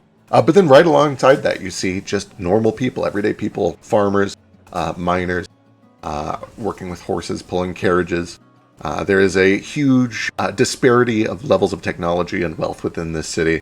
The entire place is drowned in this kind of faintly acrid smoke smell. It's not the hearty and rich wood smoke that most of you are used to. It is the smell of coal and oil burning. Is the city on fire or something? Why is it like that? That's just the forges. There's a lot of forges around here. Makes a lot of smog, I guess. Smoke. Well, I'm Yeah, not a fan, the but smell, okay. smell can be Yeah. pretty overwhelming. Don't you worry, Sketch. We're going to check the health of the spirit world. See if we need to do something. Couple questions, Vicky. Yes. Where's the jail? Great question. Give me society if you want to just know it without asking anyone. Probably in this Yeah, fort, deal. don't you think? It does look kind of like a jail. You would know that there are a couple of them. There are smaller ones that are essentially by the guard posts at the walls. But deeper into the city, and especially for somebody near Tesseract and from the heart of the city, they would probably be taken to the Metropolitan Jail, which is just a few streets down from the Tesseract campus. Okay. I think the second question, I suppose. I know where Tesseract campus is, obviously. I went there plenty of times for checkups and such after Tons the whole and tons. operation. Okay, I guess that was the only other question. I think. Oh, go ahead, Biscuit. Yeah, what Excuse me, sir. yeah, what can I do for you? What's your name? My name's Hank. Pleasure to meet you. What's your Pleasure to name? meet you. Nice tale. My name is Fetch. Fetch. Good to meet you, Fetch. What can I do you for? I'm looking for Cooter Brown.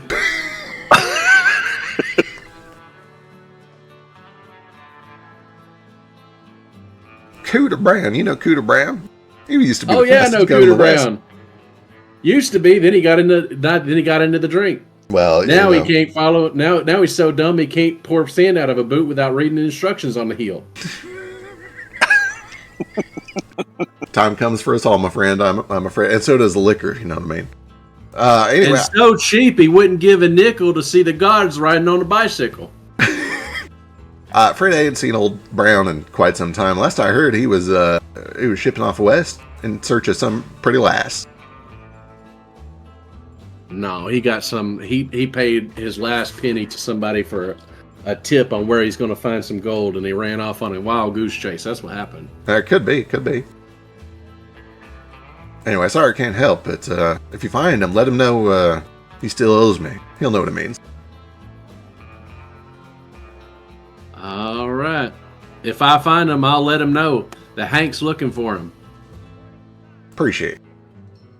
And he claps his hand, dusts off, starts to walk off. Oh, what a nice fella. That was a fun conversation. I enjoyed it. Leave me grinning like a possum eating a sweet tater. I think maybe we just save the water for when we really need it. I don't want it to, I think if we do it too many times, it might stop working. Yeah. If it gets real bad, I'll do it again, but we'll wait. I'll start leading the gang towards oh god, what was it called? Help me. The Academy for the Differently Abled. Ta-da! Tumbleweed Academy. Ta-da! Differently able. Perfect. Thank you. Let's see. You guys begin Shouldn't to that head. be Tuwada? I guess tumbleweed's one word. Never mind.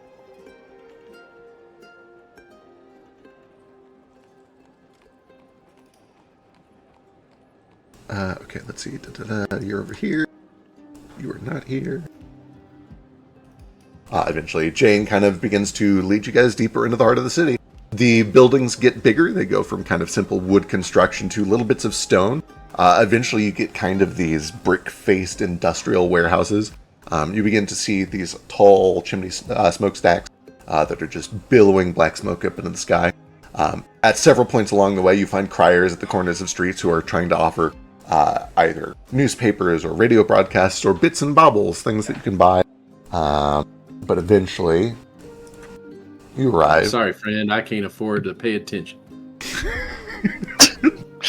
You find I'll pick up yourselves the paper for what it's worth. Excellent. Yeah. You begin to start looking through for just like the local news. Actually, for 2 copper pieces, you're able to grab a paper. Give me a investigation or a perception check.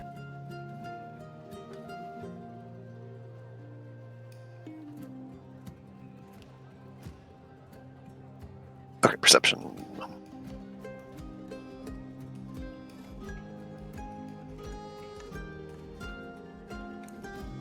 Perfect. What you got there? This man asking for a perception check to read a newspaper. Mostly for how quickly you are able to get through the paper. There's a whole lot going on. You begin to flip through, just checking to see if there are any like major headlines or anything. And you get about 2 or 3 pages in when you come down the street. You can obviously stop and read the whole thing first if you want. But by the time you get to the street, there's nothing too terribly interesting. It's kind of the normal stuff. The rest of you are able to see that Jane kind of instinctively just leads you down to the street, where eventually at the end of the street, you see this big kind of stately campus, this big building. You can see that it's attached to a couple of industrial warehouses, but the front of it has this big ornate entryway, almost like a college would. There are these marble statues, these pristine white stairs that lead up into a building, and you see the Tesseract logo emblazoned over the top of it. But I don't believe that is where Jane is currently heading. Yes, for now we step into a much more modest building here. As you walk up the ramp and as you approach, you guys see that this wooden door kind of automatically swings open. There's a creak. Hey, Arlo. Hey, Miss Crichton. Welcome back. How's it been? Oh, Tree's still here. I told him to fuck right off. Good call. To just let Rita told you, hey. Yeah. Since you're here, someone came by looking for you. Mr. And he kind of digs around under the shelf for a little bit and eventually pulls out some papers. Tannen. Yeah, that's the one. Said he's been looking for you. What's that all about, Miss Crichton? How long ago was he in here asking after me? Oh, I think it was 4 days ago, I think. Said you missed your checkup. Yeah, I'm fixing to head over that way here shortly. I just wanted to drop my friends off with you first. What, I heard something's up with Rita. Yeah, well, I ain't heard from her in quite some time either. I was hoping maybe you'd have some news for her. Apparently there was some big scuffle down at the prison. I thought maybe that was about it. They're saying some mage hurt some people. But I don't see Miss Rita doing that. Which prison is that? Oh, just the one down the street, the Metro one. Metropa, the M one. I got you, Arlo. Don't worry about it. Well, we're gonna go look into that here, I think, shortly, just between you and me. Let's keep that on the down low, if you would, though. Of course. Is it really true? Is she in jail? I don't rightly know, honestly, Arlo. I'm hoping to find out. These are my friends, by the way. This is Fetch and Sketch, and this one's Tex. Yeah, you guys watch as this little boy, one-legged with a crutch, kind of steps down off of the stool, hobbles over into the crutch, and extends a friendly hand. A pleasure to meet all of you. I'm Arlo Hemsworth. Oh, aren't you just cute? Looking at Tech. I'll just stretch, yawn, and then flop onto the desk. Perfect, wonderful. Are they here to learn? I'm not sure what they're going to want to do. I suppose that's up to them. And she kind of looks to the gang. I Sketch is playing with the automatic door, trying to figure out how it works, stepping in front of it and watching it open, and then letting it close and then doing it again. I like your outfit. Looking to fetch. Where are you from? Zulukara. Oh, wow. I ain't been that far south ever.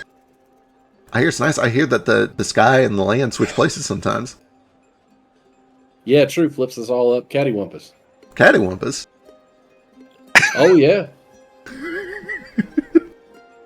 Sometimes we's crazy enough to eat north end of a southbound polecat.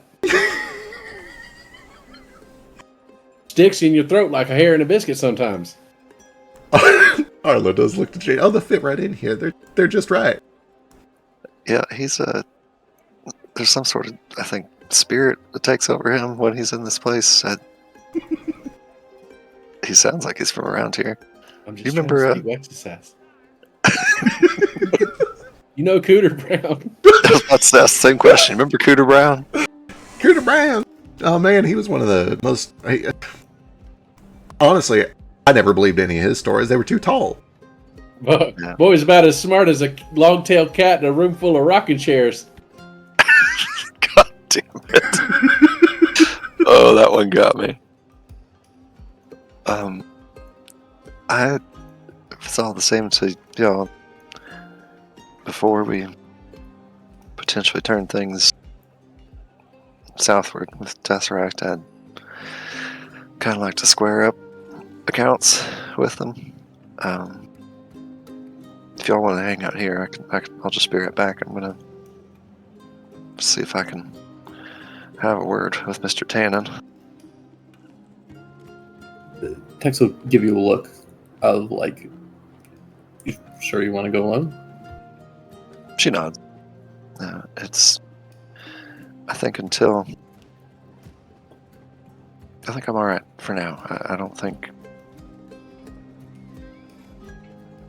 I don't think they know what I know. I don't think they have any reason to suspect anything from me.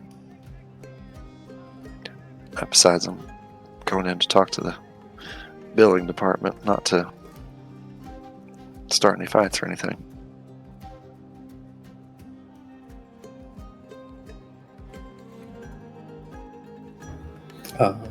No, Tex is gonna wander into a random classroom. All right, perfect. As you kind of like walk down here, it's a small place, but there's a couple of classrooms set up. The third door on the right is the first one that looks like a proper actual study hall. You can see that there's a bunch of mostly kids, but also a few young adults that are going over the basics of arcane magic, essentially repeating a bunch of glyphs and runes and practicing drawing all of these diagrams, these weird circular patterns. And the teacher, this kind of mid-50s, wrinkled face, tan skin, hair up in curls behind her, human, says, "Oh, are you new? Come on in, come on in. Class, I'd like you to meet." And she looks to you. I'm just gonna hop up onto a random desk and just kind of perch. "Oh, well, you must be somebody's familiar then." And she reaches down and kind of scratches. "Whoever you are." And she kind of like looks past you towards the door. "Make yourself at home. We're just doing our exercises."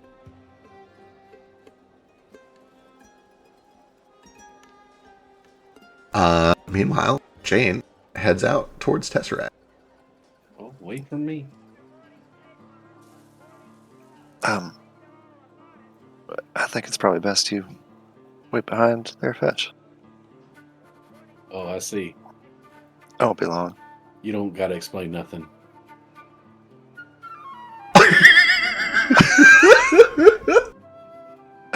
I gotta be honest, Fetch. I kind of like this version of you that's just kind of cracking woo-ha puns all day long and seem to be enjoying yourself. All right, listen here. If anything goes wrong, you holler. I'll be over there faster than a one-legged man in a butt-kicking contest. Don't make that joke in front of Arlo. He really will kick your ass for that.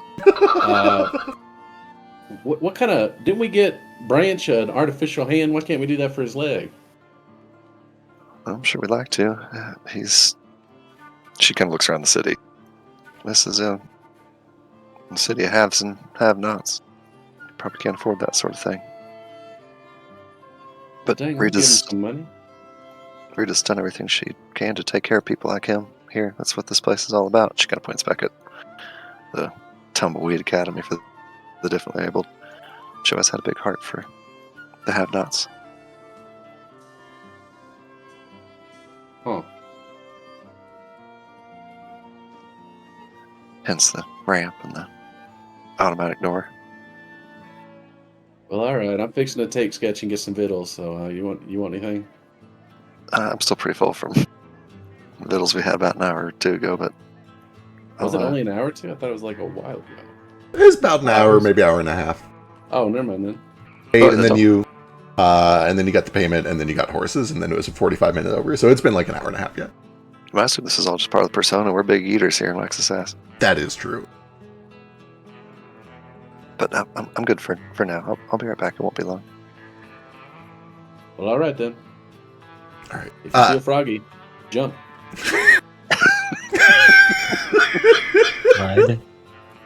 Sketchy. Jane scratches her head and then jumps in place a little bit before she walks the rest of the Tesseract. Perfect. Sketchy had a hand raise. Did we already get that dealt with?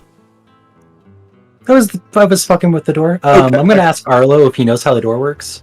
Oh, yeah, I'm starting to understand just the basic principles of it. It's a little complicated, but first there is a proximity spell, which essentially detects the specific combination of moisture and carbon within a certain range, I think is how it works. I'm still learning all the proper runes and sigils for carbon, but I figured out moisture. Watch what I can do. And you watch as he focuses, he kind of sticks his tongue out and he crosses his eyes and he starts to fiddle with his hands a little bit. And after a great deal of effort, you watch as there's kind of a sudden condensation of the moisture in the air, what little of it there is, into a tiny little bead of water right in front of him. And then he holds it up for you with just the big beaming smile on his face. Pretty soon I ain't gonna have to go to the well no more. Wow, if you're thirsty, you'll just be able to make a whole glass. Oh my god, that's so loud. How does this keep happening? Hey, Is your browser not keeping the volume? it must not be. But no, we're learning all sorts of tricks here. One day I'm going to be a great wizard like Miss Crichton and Miss Connors. Yeah, that'll be great. I'm happy. I'm glad you have this place. Are you a wizard? I don't really do arcane magic. I have some other magic I can do, but I don't understand clips or anything like that. Oh, we were learning just a little bit about the other kinds of magic. I know there's it's divine, of course, gods be praised. But also there's occultism and sympathetic magic, and then there's also primal magic and nature, which I think is real neat, because it'd be cool if I could do magic without having to learn all this math. I don't like math. Yeah, I'm not big on math either. I do the primal stuff. I'm almost talking like you a little bit here. I can see how easy it is to pick up. I reckon it's pretty contagious. Yeah. So wait, you're primal. Does that mean you don't have to... You do magic without thinking? You just feel it?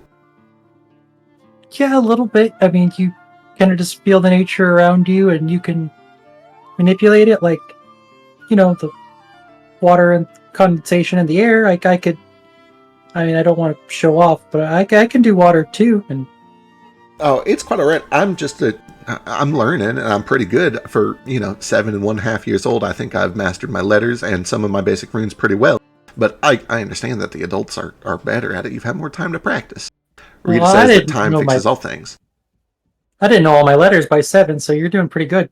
Oh, well, yeah, I can read forward and backward. I learned my letters about 7-8 months ago. See? Wow. I got about 18 of them. 18? Well, I think there's at least 5 or 6 more. I had a lot of trouble with the D's and the P's because they kind of look the same. Just, what was that word you used earlier? Cattywampus? I used a lot of words earlier. Cattywampus, yeah. Yeah, so D's just a cattywampus P. Hey, listen, Arlo, we're fixing to go get us something to eat. You look about skinny enough to fall through your own asshole and hang yourself. So, do you want anything?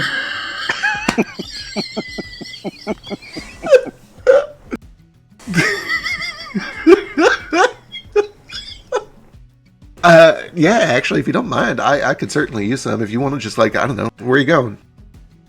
Just down at the tavern? I'm just gonna follow my nose. I don't. Okay, well, I'm here, I'll give you a Yeah. copper penny, and if you can just grab me something or another, maybe something to drink too. No, you keep your penny. It's on the house. Oh, well, that's very sweet of you. I like to try. Oh, if you have a glass of water, just hold it over your head for a second. Oh, Or, you don't need the glass of water, just a glass. Sorry, I'm going to make it have water. he looks around and he doesn't have one here. It's like, okay, hang on, I want to see this. It's worth it. And he hobbles down and over towards this door, which also swings open automatically. And then he comes back with little just pewter glass, sets it down in front of him. Over my head, you said? Yeah, this spell's a little weird. It has to be over your head. Oh, okay. And he kind of like balances this little pewter cup over its head. I'll cast Rousing Splash on him. And just to, bucket him out of water. He's above the middle of his head. You watch as, some of it makes it into the cup and a lot of it just pours down over him. And at first he looks like a little shocked, a little confused. But then he looks at you and he puts out this big old smile. Oh my god, that was the greatest thing. You can just do that anytime you want. I'll Yeah, and I'll cast it on Fetch as well. I'll use draw moisture to put all the water back in the bucket. Excellent, perfect. Wow. Can you guys teach me primal magic instead of arcane magic? I think if I don't do well on this exam, it's all over for me and I'm real nervous. No mortal being can teach you primal magic. You learn it from the spirits. You learn from the spirits? It's the only way. I've heard stories about them. I didn't know they were, well, real. Oh, you haven't seen elementals before? I guess you're at a city, so they don't really like to be here. I mean, we've heard lots of stories, but typically they only... I did see one elemental once. They had what they call it? I think it was a steam method that they were putting in this engine, and it made it go fast. But it didn't seem like it was in much of a mood for teaching. It kind of seemed just like angry, like you got a hornet trapped in a bee's nest.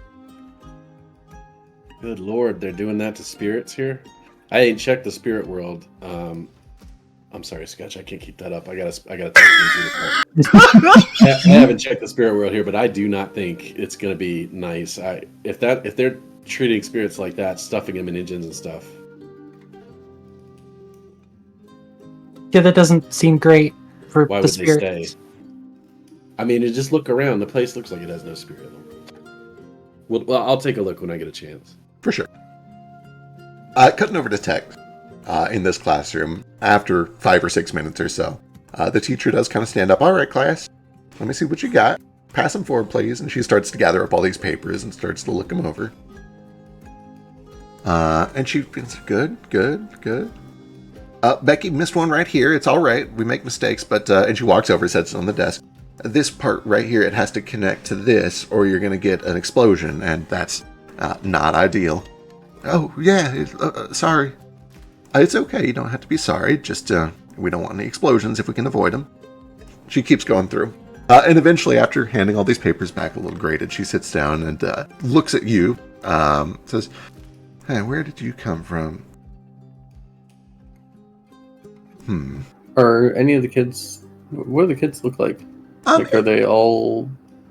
Like, any of them kind of like Arlo missing legs, or... Yeah, a lot of them are. It's kind of a mix. They're as young as... probably the youngest one would be something in the ballpark of like 7 or 8. The oldest would be in their mid-teens. And then there is one guy who looks to be in his early 20s, who seems to be fitting in okay, despite the fact that he is obviously much older than a lot of the students. But yeah, the unifying thread for all of them is like a lot of them are missing body parts. Some of them look fine at first, but many of them, like one speaks up who looks fine otherwise, but then has a bit of an impediment. They stutter a bit when they speak, and they have trouble forming the verbal components of their spell. They each have some different reason that they're here. Okay. For the kids that are injured, does it look like they were in like combat injuries, or does it look like, machining injuries, like child labor that went wrong? Great question. Give me a perception check, or medicine if that's better. They look like mummies. I think True. wildfire or something. These are just my generic TV static tokens. That's what they all look like. They all look like weird TV static people.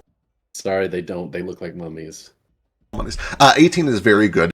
You see that it is a mix. Again, people are here for a lot of different reasons. You see that a few are probably just congenital ways that their bodies were formed.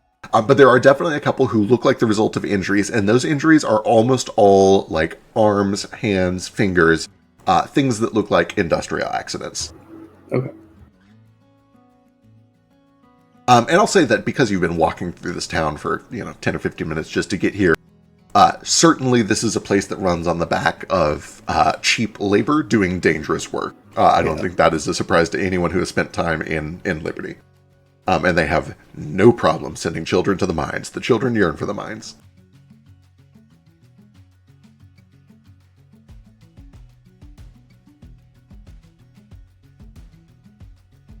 Yeah, just hang out and be like classroom cat for a little bit. Perfect. There is a point where the teacher kind of like steps out and walks down the hall, and you overhear her asking Arlo, do you know where this cat came from? And Arlo's like, oh yeah, he came in with Miss Crichton. Miss Crichton's back. I think she just went over to Tesseract for a little bit. She's like, oh, Miss Jane's back. That's, thank you, Arlo. Huh. She walks back down the hall and into the classroom, looks back down to the papers and to the students and then to you, Tex. You must be with Miss Jane. Strange. Never took her for a cat person. But I suppose she wouldn't have brought in anything else. He's friendly if you give him treats. Oh, well, I can do that. She gets up again and goes into the little break room and comes back with like a little wedge of cheese. Comes back to you, Tex. You want some cheese? Yeah, I'll eat some cheese. Yeah, perfect. She kind of just starts to pet as you eat the cheese. Meanwhile, as all of this is going on, Jane, you make your way over towards the Tesseract building. You can see that there is one of the horseless carriages in front. No signs of anybody that you recognize. Big glowing blue runes over the sign up top. Just these big pillars of essentially arcane exhaust being filtered out of their workshops. As I'm approaching, Jane's got like a bit of a shiver runs up her spine. I will go ahead and cast this on myself, just kind of as a precaution as I'm approaching. Difficult to detect time magic. Counteract all detection, revelation, scrying effects used against you, or your gear. Can ignore first trick spells. Okay, perfect. And then, as she gets close to the door, she kind of, again, has to sort of work up a little bit of gumption to do what she's about to do, but she'll kind of reach down to the ground and just trace some chronomancy sigils into the dirt with her finger, and cast one more spell. Just kind of marking this current point in her timeline. And then she'll head inside. Okay, wonderful.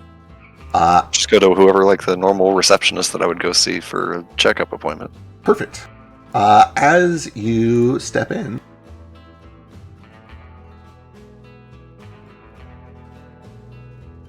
you are pretty familiar with this place. You've been here several times before. You step into the lobby, and Jane, token.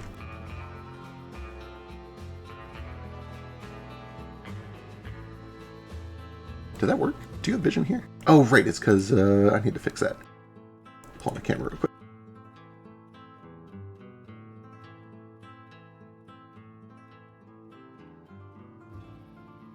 As you step in, you find yourself in the foyer of the Tesseract campus. You can see that there's a big spiraling staircase around a statue that leads up to some of the upper levels where you know that they do research and a little bit of manufacturing. Here on the ground floor, they have a lot of just desks set up for accounting and other things like that.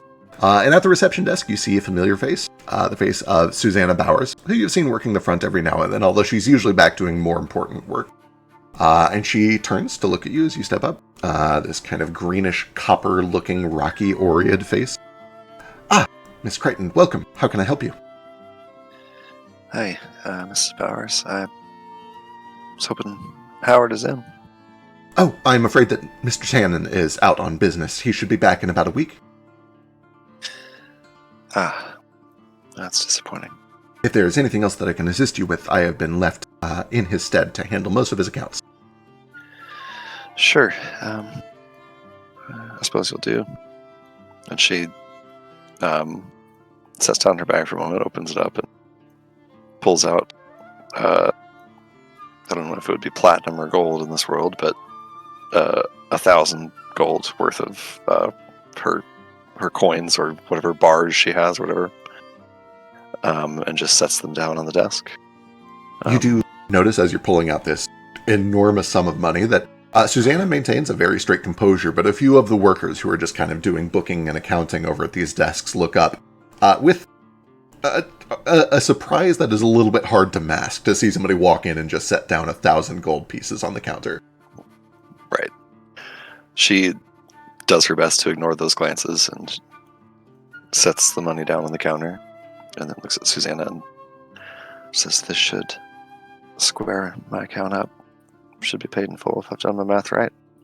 Extra even." I understand. Please allow me a moment to fetch your accounts, and I will make sure that this is enough to settle your debt. Wait here and watch that very closely. I'm afraid that our security is mostly tied up out front. She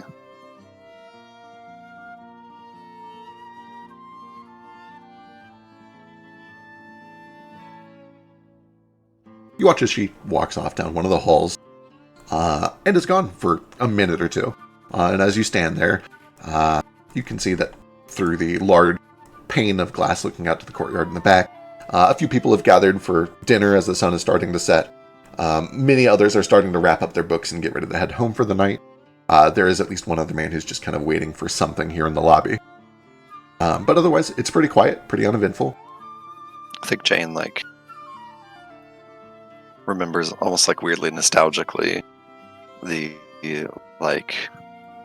reverence she had for this place when she first found it, for this institution, and for this deeply held belief that magic can do absolutely anything, that there's nothing you can't do with magic, and that for all of its flaws, Tesseract is living proof of that. I think she kind of has to snap herself out of a sense of reverence and awe that she has for this place. Absolutely. Looking around here, you see that the statue here is a human man who I don't know for sure if you would recognize, but he's got this long beard that kind of goes down past this well-pressed buttoned suit. Sort of a historical figure, probably the founder of this company a long time ago. And you can see that the quote below it in Wuha, "Tomorrow belongs to the bull." You can see that in one of his hands he's holding some sort of an arcane device. And that actually you would recognize as essentially the arcane equivalent of a transistor, something that was produced for the first time about 30 years ago and really kicked this business off, is what put it on the map. One of the first inventions that really made Tesseract a noteworthy company. She avoids the temptation to start poking around more and trying to find the secrets in this place for now. So she's got some friends. Perfect. Eventually you hear footsteps as Susanna comes back around and sets down a few papers. She compares notes, and then she begins to very quickly kind of count all of your gold. The entire time she has this very rigid, almost casino dealer professionalism about her, always keeping her hands on view, making it completely transparent. There's no way that she could be palming anything. She is always careful to keep them entirely in view. Well then, I believe that this will indeed settle your account. Congratulations, Miss Crichton. I believe that you are all paid off. Can I read through the papers real quick and just make sure, just so carefully, fine tooth comb, or is there a loophole in here? Am I truly free and clear? Certainly, absolutely. Go ahead and give me either society or perception.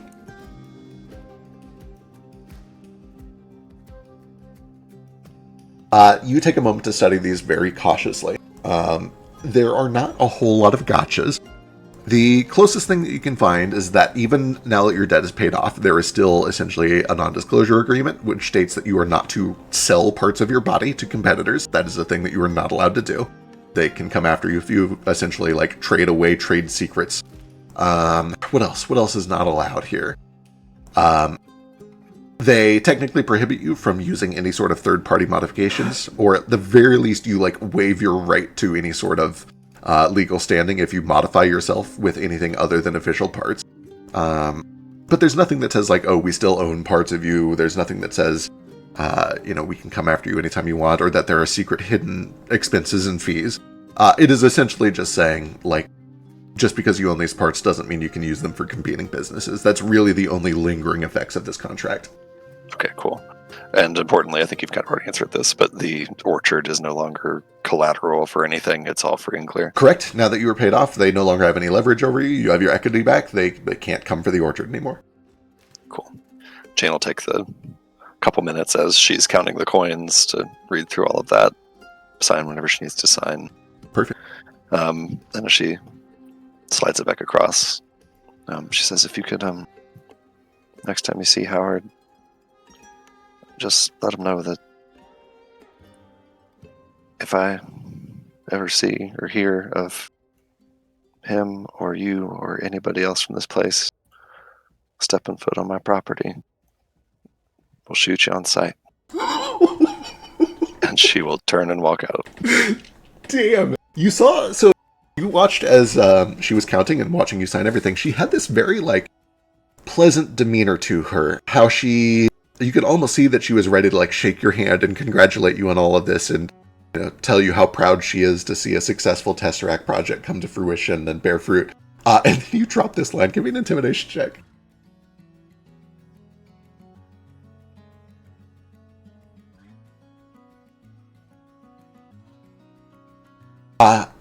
As you turn and start to walk away, she does kind of say after you, Miss Crichton, I may perhaps be overstepping the bounds of my professional courtesy here, but I think it is pertinent to inform you that Mr. Tannen will be happy to hear that this has worked, and he was eager to see it to fruition. I will inform him that you don't wish to speak to him. He will be disappointed, but he will be happy to know that you have successfully paid off your loan. I'm sure he will. And she'll keep walking out. Day, Miss Crichton. She starts to gather up all the coins and walks off with it. She will head back to rejoin with her party. All right. The rest of you guys, after, we went through that scene pretty quickly, but you don't get out of a car dealership in under an hour. It's probably an hour later. Are eventually able to regroup at where you find that they are all enjoying some sort of food out front. Arlo is halfway through some sort of dinner, and about half a jug of ale. Welcome back, Miss Crichton. That's gone long enough that they got you ale, huh? Well, yeah, it was about that time. It's closing time, I guess. I don't have to do any more of my letters today, and I don't think I'm going to get these runes finished, so I'm thirsty. Oh, yeah, stands to reason. Do you want some? Well, yeah. We brought him food. We didn't bring him the ale. Oh, I had this. No, this is mine. I gave him water, but I guess kids will be kids. Frida's done a good job teaching him where to hide the hooch. And she'll pour a little bit of whatever he's got.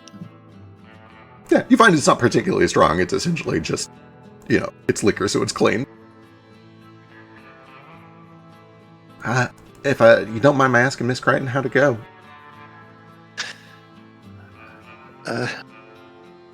As expected, honestly. Pleasantly unsurprising.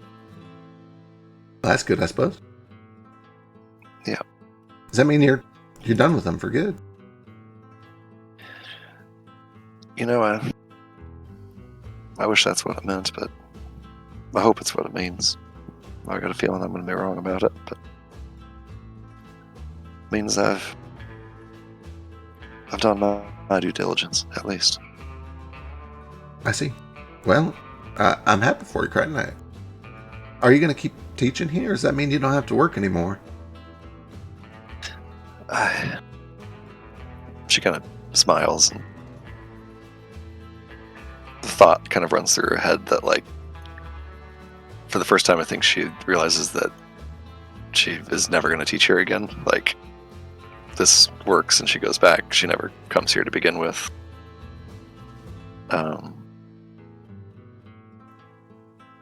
Yeah, we still got some more to do. But I sure would love to come back here someday. I can't help but notice, Miss Crichton, that was just a wish and not a yes, so I suppose I better get used to Miss Gizzard's weird perfume for good, then. If wishes was fishes, we'd be up to our snouts and trouts. He's got a point. No, yeah, the perfume's tough, but I think when we get Rita back here, y'all will be in good hands again. I sure hope so. I sure do miss Miss Connors. She was I think she's the best teacher we got here. At least she's the one that made it make the most sense to me. She's I think you're underselling her a little bit. I've traveled around a whole lot of the world now since I've been gone. I've been to Pi and talked to dragons and met with some of the smartest people in the world, I think.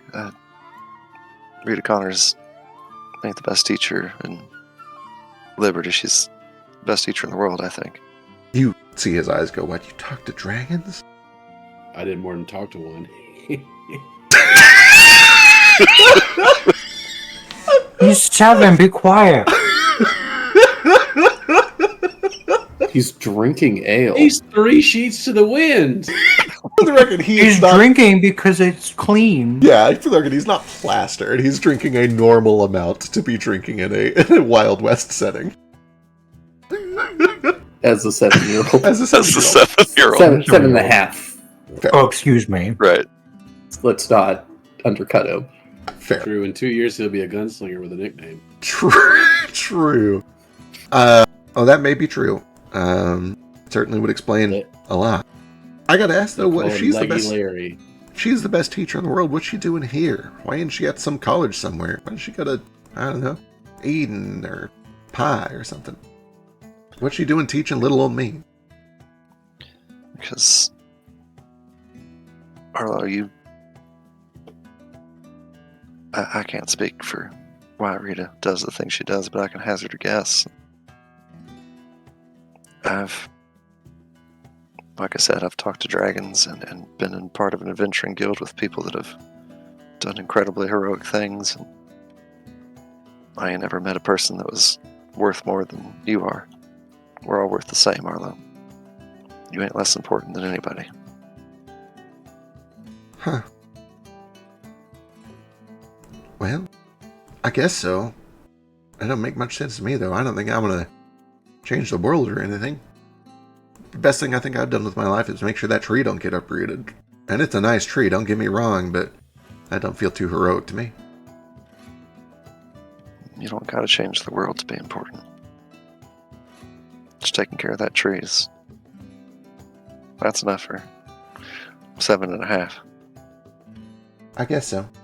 Well, I guess I'll keep that tree there as long as I can, then. Yep. And what do you do if he comes around asking to cut it down? Tell him to go fuck himself with a rusty pipe. That's right, Arlo. She takes another swig of his liquor. Sketch me my hand raise, would you?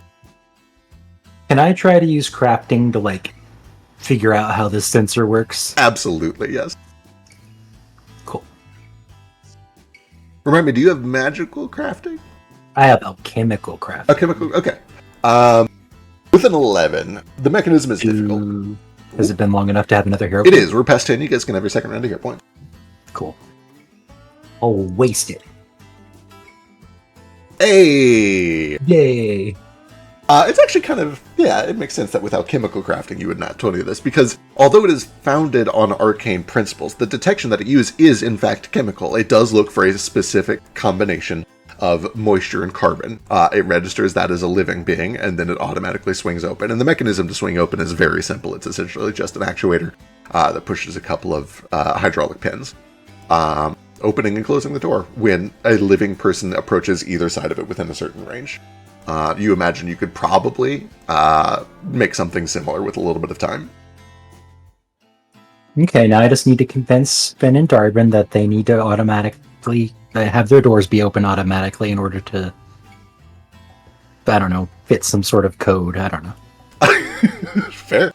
But yeah, it's clever. It's not terribly complicated. It is a mix of both magic and mechanics. Obviously, with the hydraulic pen, that is, you could just as easily do pure transmutation to make a rod grow or whatever. But for one reason or another, they've gone with a solution that is both magic and mechanical, which kind of just seems to be the custom here in Wex's House. Interesting. Okay, neat. At this point, the sun has started to set low on the horizon. Sky's getting orange. You see that the class starts to let out, and a bunch of kids start to walk or hobble past out to their homes, wherever they're going. You see that Miss Gizzard comes out, and boy, she sure does. Her perfume, it's really hard to understate how bizarre it is. It's got kind of like a cilantro thing going on, but with an almost kind of spicy, burnt undertone to it. It's not great. It does not suit anyone well. But Miss Gizzard comes out. Tex, did you come out ahead of time, or did you come out with the group? No, I came up when I heard Jane. Okay, perfect. Then when she comes around the corner, she does look to you, Jane. Oh, you're back. Some of the kids said that you might have shown up, and is this yours? Looking down the Tex. No, he's all his own. I don't know if I ever seen a cat that big, and certainly not one with two tails. But he sure is nice. He likes cheese. Yeah, he likes just about anything can get his teeth around. Well, he's a big growing boy. He's got to eat up. Yeah, I'm not back for long, I don't think. We're trying to look into what happened to Rita. Do you know anything? Oh, no, I don't. There were rumors that she was down at the jail, and I was going to make my way over there at some point to see if that was really true, but I couldn't imagine that'd be true. Although, she was... I know she used to work at Tesseract. The story is that she was selling some trade secrets, and I guess you never really know when somebody's been harboring some dark secret, but I don't know if I'd poke that nest. That seems like a tall order. I wouldn't want to mess with Tesseract. Yeah, she was always one for trying to punch a little bit above her weight, though. But True that. We'll look into it. Let you know either way, hopefully. Appreciate it. Hey, do you know anywhere around here I could get some sort of item for Booker to be able to get in touch with me? I thought about like spell scroll, but he didn't know how to do any magic. Something that he could just contact me if he needed to. Yeah, certainly. I mean, I assume that you're probably not wanting to get a talkie device from Tesseract, but tell you what, I think I think my uncle just got something like that, and I think he also does not like Tesseract for one reason or another. Let me ask him tonight. Tomorrow morning I'll come in and tell you where he got it. All right. See if I can figure that out. Well, I'm gonna go get some dinner. My stomach's been rumbling all day ever since I gave that cat some cheese. And I know that if I just sit here and eat cheese all afternoon, then I am not gonna sleep tonight, if you know what I mean. Well, let me tell you, be careful with that cat, because he'll tear you up faster than a knife fight in a phone booth, and I will tell you what. Oh, this one? No, he's just a sweetie. He couldn't hurt a fly. I'm telling you. All right, well, have a good evening, Miss Crichton, and friends. You too. And then Jane will kind of look to the gang. Say, I got Posse in Wex Assassin. True. Also true, not where I was going, but I got one more errand I gotta run before we get into water any hotter than this. She kind of looks down at the papers she's carrying around that are like a bill of sale or whatever, a final receipt for herself. Yeah. Just need to drop these off at home. Y'all don't have to come with me if you don't want to. Should be probably about an hour or so on horseback to get there, and I can just come back here after, or if we want to sleep there, we can. It's she kind of rubs the back of her head.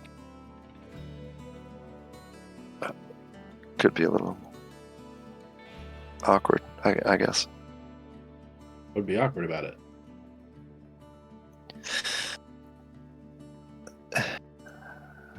Things aren't perfect between me and Booker, but a whole lot less than perfect. But I I don't mean to belittle your situation, but that sounds like entertainment to me. That's the opposite of all. be more comfortable than here, I suppose. Are there more trees than here? Because I've only seen the one. She like actually lights up. She says, "Yeah, it's an orchard, so there's lots of trees. Every kind of apple you can imagine, or at least not maybe not that you can imagine. Every kind of apple that grows in this region, anyway, and, What do you mean, and some that kind have." of apple? So I think I've only had the apple kind of apple. Yeah, an apple's an apple. What do you mean? Oh God, she goes into a diatribe about the different varietals and seasons and different species of apple that grow here and in other places. And forgets that she's talking to like people and not just giving a dissertation. Okay, explain what a species is. You know, maybe better to show than tell. How about you, Tex? You stay here with Arlo if you want to, or I'll stay here. I have some things I want to buy. sure. If you happen to find some sort of communication device that I can leave with Booker, if you pick it up for me, I'll pay you back. I'll keep an eye out.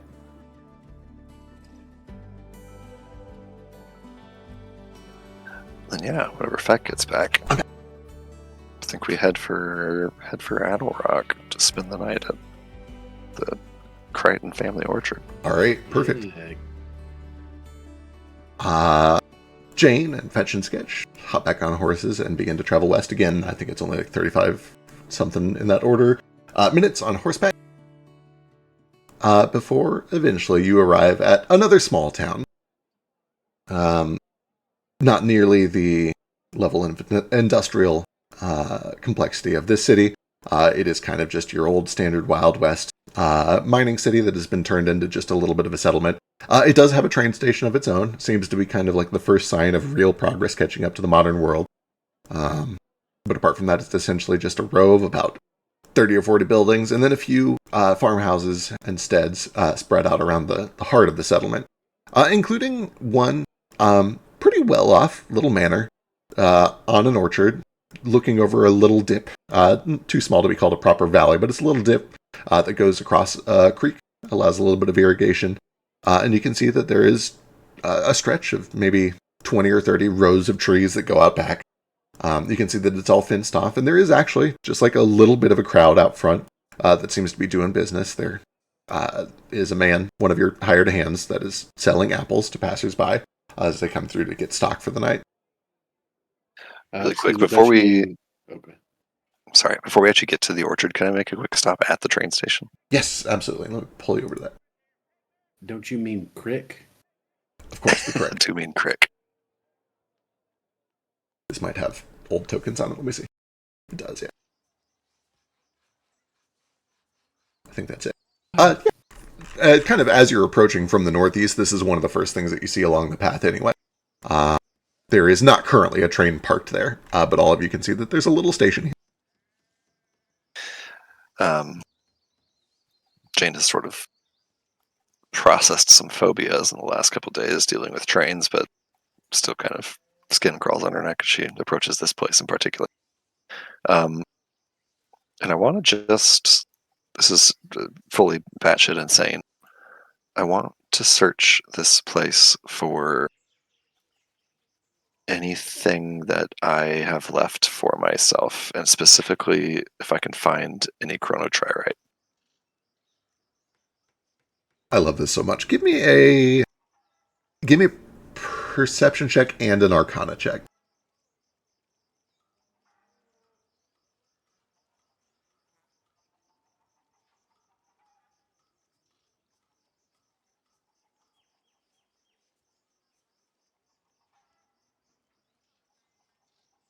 And as I'm searching, well, I'll roll it first and go from there.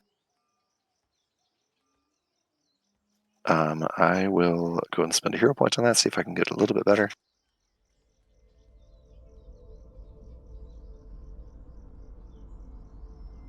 Nope, so we will stick with the 26, but I will As I am searching, Jane, her faceplate splits down the middle and then splits across. So there's kind of like a plus in the middle of her face that opens up. Her eyes start to glow, kind of light blue as her like internal mechanisms are visible. And I will add +2 to that, I believe it is. I don't know why that didn't show all of it.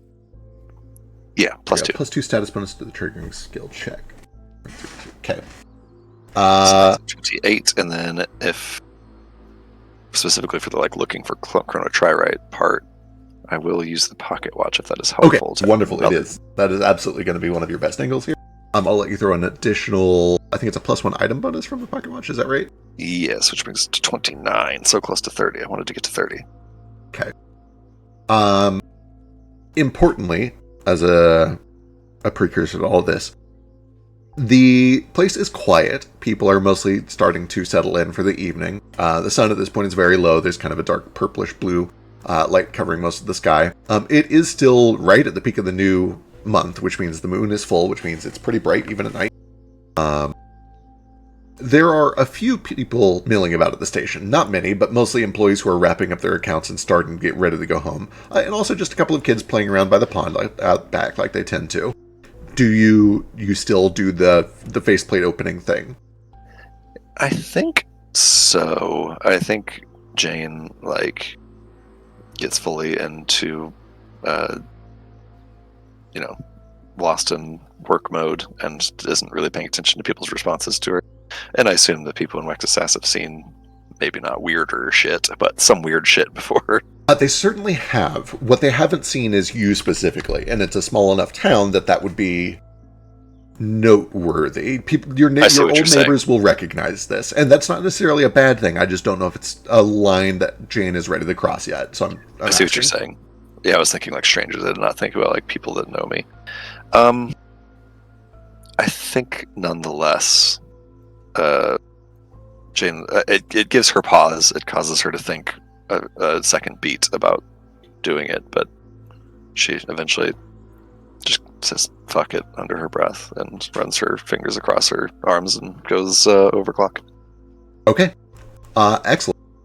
You do see that there are at least a few faces. You probably don't know them by name, but you've seen them go up and down the streets a few times. They come to the orchard every now and then to buy apples.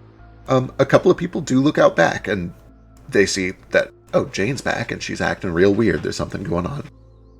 None of them approach you, none of them do anything, but you've at least been clocked a couple times. With a 29, the pocket watch is what gives you the biggest insight here, because as you've determined, it reacts to the presence of chronomancy, and especially active chronomancy. And you begin to kind of sweep the place, looking for, you're not even sure what, whether it's a message scrawled in the earth, or just signs of latent magic, or anything that would indicate that you have left a message for yourself. And your initial pass, you don't really find anything like that.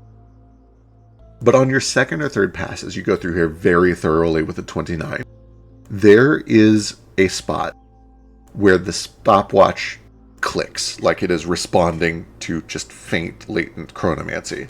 And you begin to hone in on that, and you move it back and forth, just fractions of an inch, trying to find this spot that it's reacting to. And you begin to follow it down and trail it until it kind of gets to a single point where it seems to be an amassed quantity of residual energy from chronomancy that the stopwatch reacts to. And when you finally get to the point where almost like a Geiger clicker, it is just repeatedly clicking on just for a moment, not enough to really act on it, but it is responding like there are strong trace amounts here. You do look up and you see that the point where all of this latent chronomancy is lingering is right here. In front of the Eastern ticketing booth, which is right where the boiler burst. You can tell that there was absolutely some residual chronomancy here. That's all you get on a 29. You don't get messages, you don't get anything other than the fact that there is absolutely some chronomancy that was done at this point. Interesting. Do I get any sense for, this is a weird question because we're talking about time magic, but how long ago it happened? Oh boy. That may be like unanswerable because it's chronomancy, but Or how long until it happens? right. True.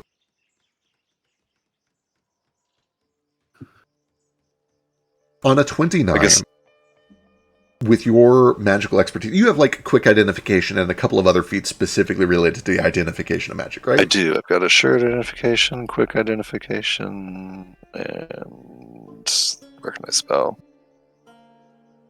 Oh, and quick recognition.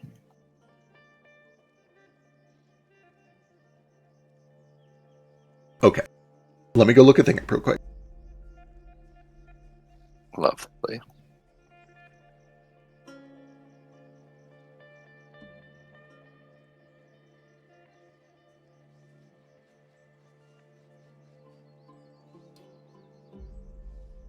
Okay. This is a little stretchy, but you rolled a 29. And you have a fuck ton of things that you built your character towards. So you get a little bit more information. You get the impression that the residual energy of the chronomancy that happened here, unsurprisingly, seems to be a couple of years old. Roughly coinciding with the time of the incident, the time of the explosion.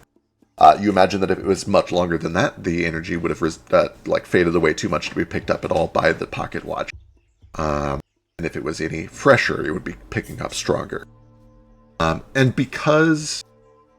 Go ahead and give me an Arcana check now. Now that you've kind of like narrowed down the chronomancy. Or wait, you already did an Arcana as part of this, right? That was Yes, what the 29 was, yeah. With a 29, there are the lingering effects of other spells as well. And the two most prominent spells that linger here, along, like in addition to the chronomancy, are Wall of Force and Dispel Magic. Okay.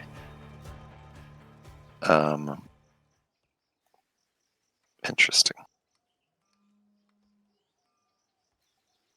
I think Jane processed all of this and, for better or worse, interprets it as confirmation that this, like, works.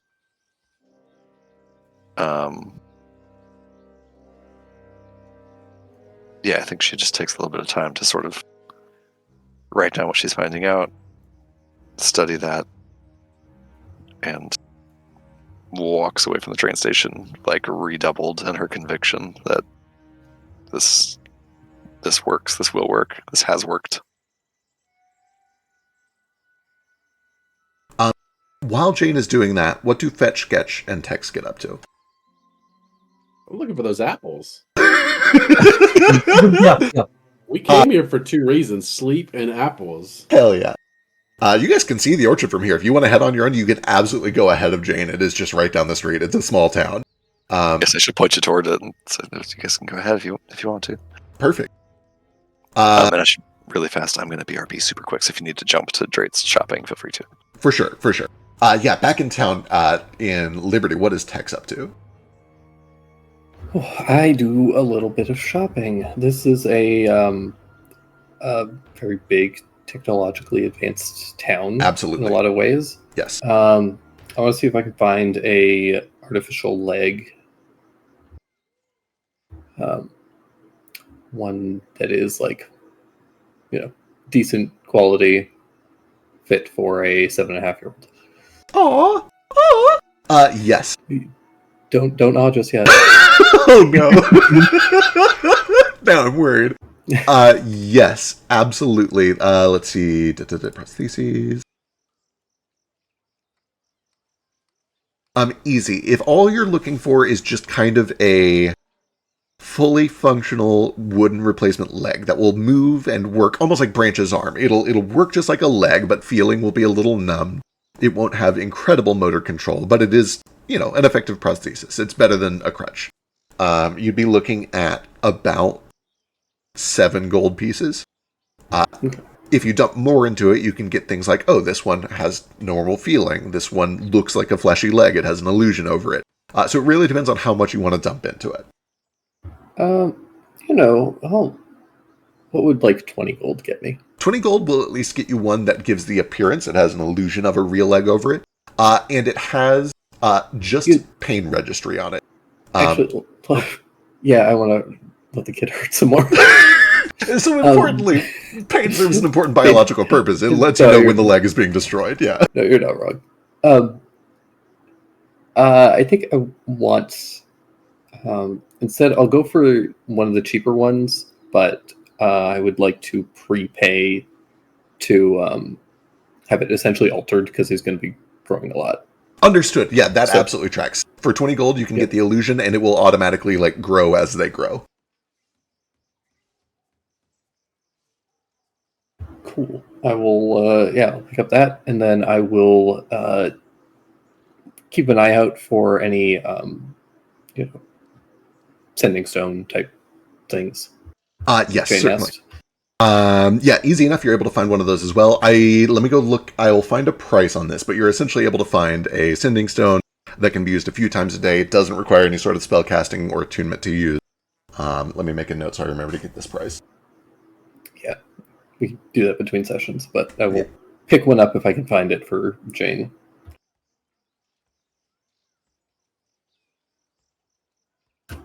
Yeah. Other than that, I will hang out and probably sleep at the school and wait for Jane to get back.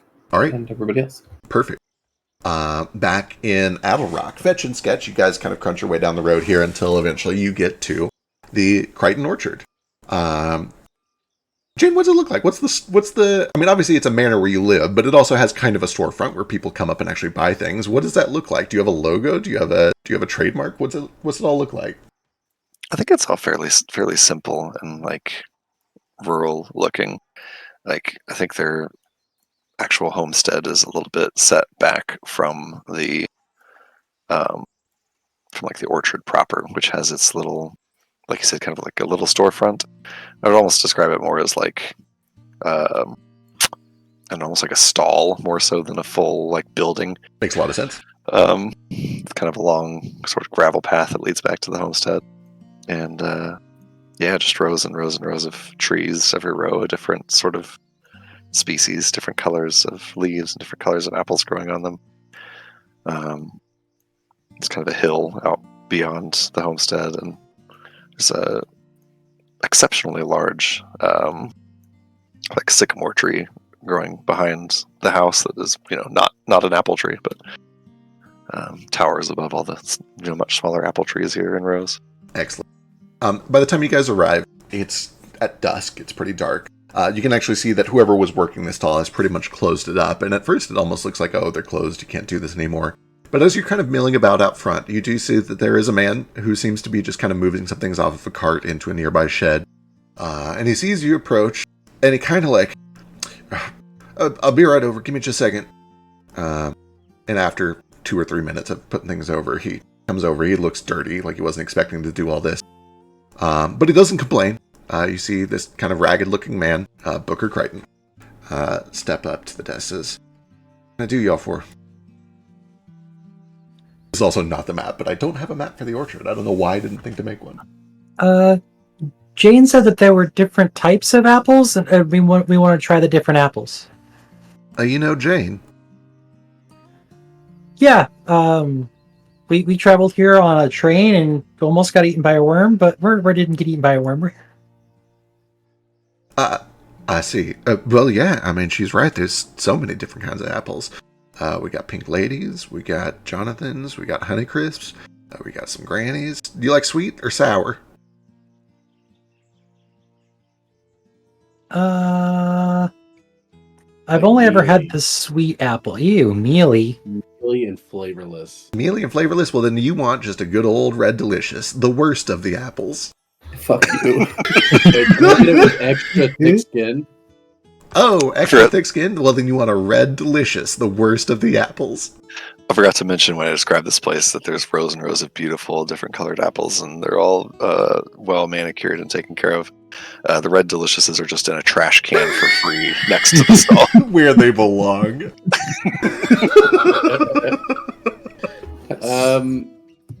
Cooter Brown. Cooter Brown. Yeah, I ain't seen him myself in person, but my pappy told he bought a dinosaur off him once. Dang. Your pappy's about as dumb as a bag of bowling balls.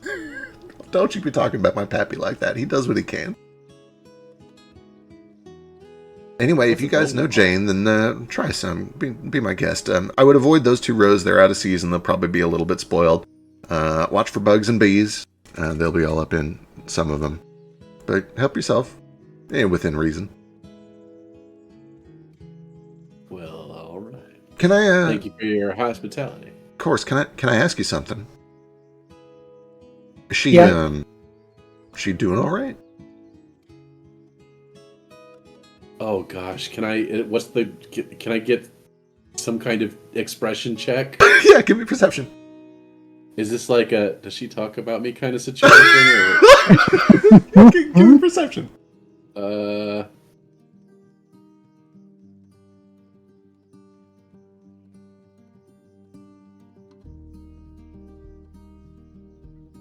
The vibe that you're getting, and you see that he has asked the question, he fidgets with a ring around his finger.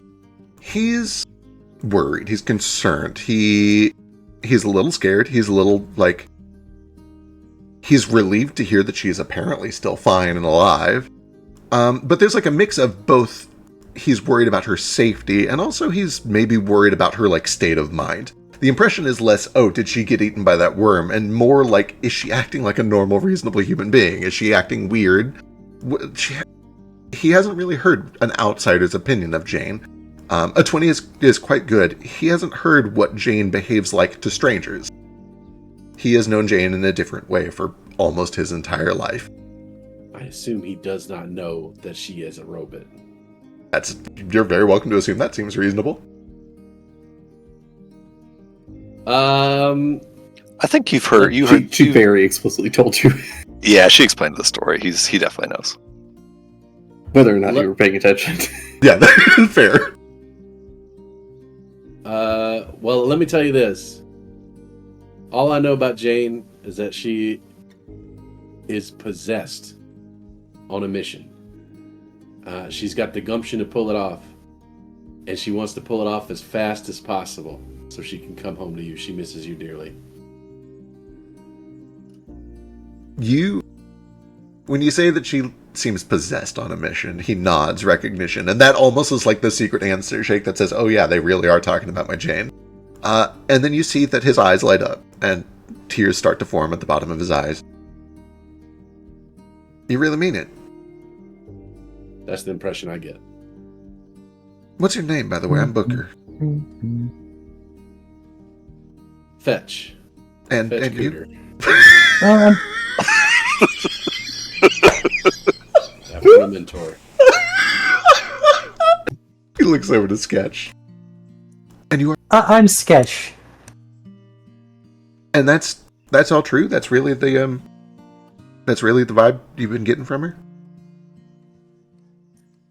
Yeah, she's a hard to read a little bit, but yeah, I guess so.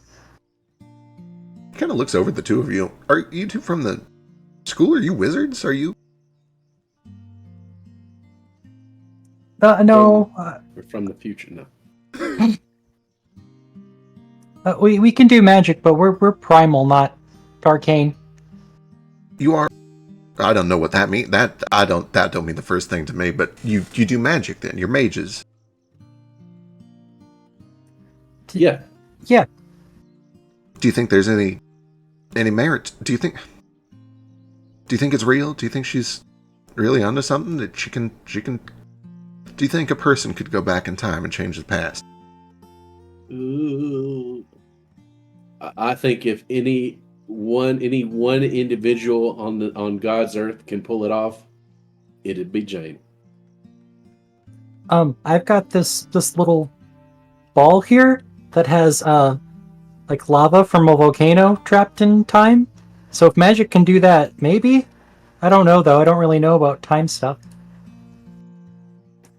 Oh, my sword will also let you like go faster in time, but I'm not good enough to use that yet, so I have to wait like 5 years for God to let us level up a few times.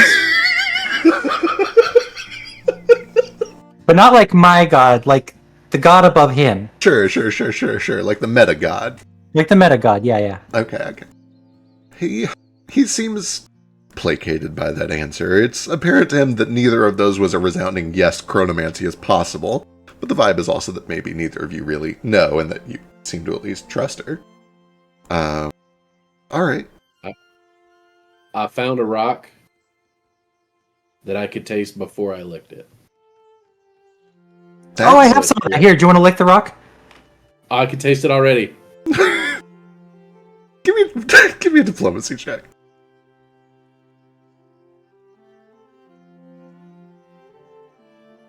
That was almost a 19.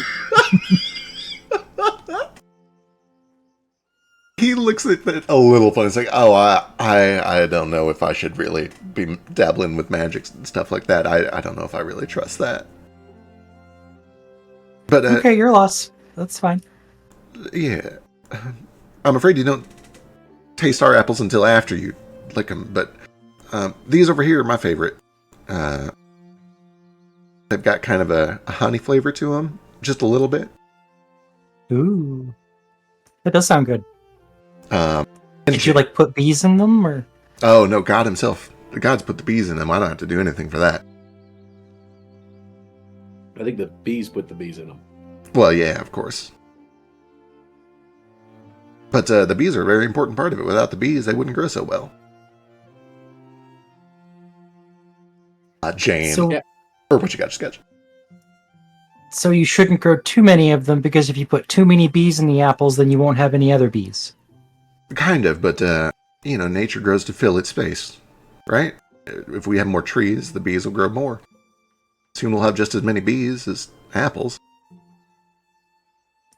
Okay, that makes sense. How much do we owe you for the apples? Because we're probably going to eat a lot.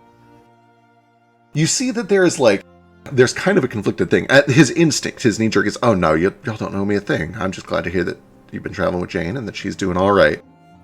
But then there's a moment when he glances back at the house and at the orchard and at the little, stall that is set up out front.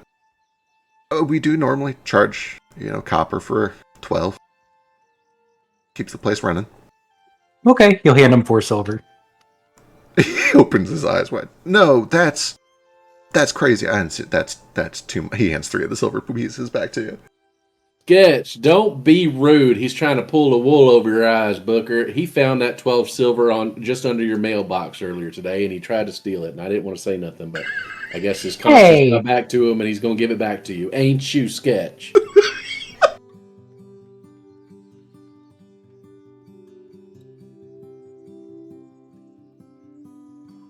I don't know what you're talking about. I got this way back over there. At the guild. This is my silver. I didn't find any silver under the mailbox. Why would there be silver under the mailbox? Terrible liar. I don't know why there'd be silver under the mailbox. If it's there, I didn't put it there. It is about this time that Jane, you finish up your business there and you come crunching down the road. And you see Booker talking to Fetch and Sketch as they each have an armful of apples. He looks past them to the two of you and, excuse me, just a second. Yeah, Jane's moving, as soon as she sees Booker, her heart is floating. She's almost not quite at a jog, but a quick mall walk down the gravel way. And she'll kind of leap up at Booker and give him a really tight hug. These are your friends? Yeah, they've been helping me. Booker, it works. What do you mean? I was just at the station. I did some divination. I was studying it. There's traces. It works, Booker. I don't know how yet. I've got leads. I've got clues. But I know that it works. It's gonna work. You see the tears start to form in his eyes. I didn't understand one word of what you just said, except for that it works. And I know you've said that a whole lot. But I can see in your eyes that you actually believe it now.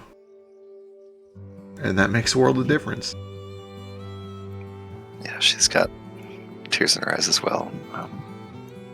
And I think she just brings him into a hug and just kind of holds him for a bit. So what does it mean? When does it work? How does it work? I don't know. I don't know yet. It's obviously when is a tricky question with this sort of thing. It's been done before. I think there's this dragon who has a book about it that I'm trying to get my hands on. I don't know how it works yet. I see the traces of the fact that it does. I know that doesn't make it's hard to explain that. Janet, I lived my whole life hearing things that are hard to explain that go way over my head, and I've learned that sometimes you just gotta trust the people who know better than you do. And I haven't met either of those two before, but they are also both mages, and they said that if anyone in the world could do it, it'd be you. And I don't really have any better choice than to trust the opinions of people who know better. She kind of smiles at that, though she can also sort of easily enough suss out the undertone there. Just yeah, they're helping me. I've met some really, really strange people, but they're good. And they're gonna help. Tell him, Jane. Wait, did you just call us strange right in front of our faces? I call you strange to your faces all the time.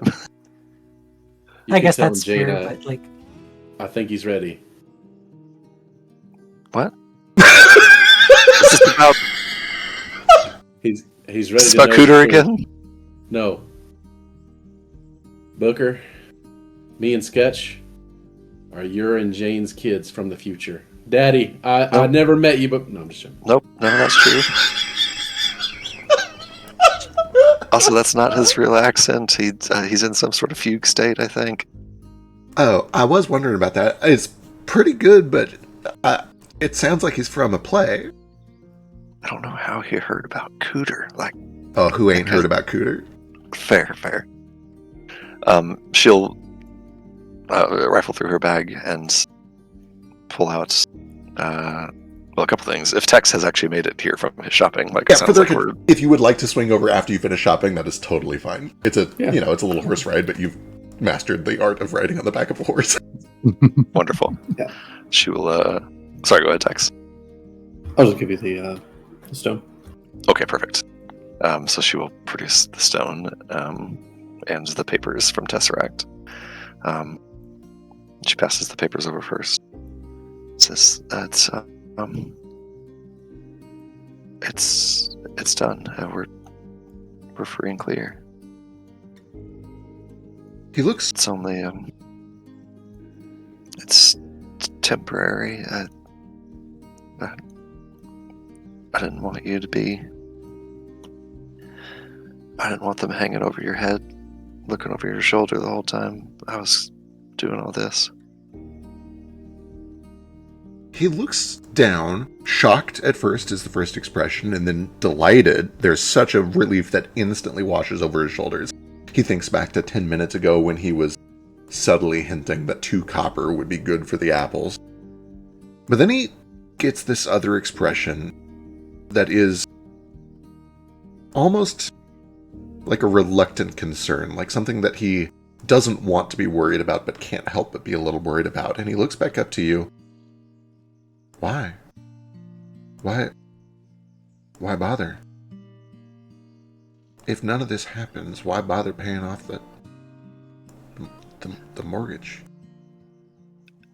She kind of folds her arms in front and says, it was just a couple months ago. I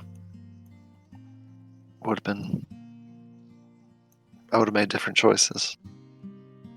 But I think I've learned that from some people that I've been with that even if it is all just temporary, even if it is all just going to go away, that it can still matter, at least for now. And I just couldn't stand the thought of you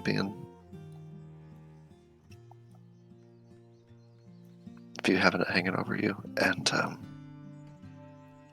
the other thing is, and she kind of gets the stone out, Tesseract is,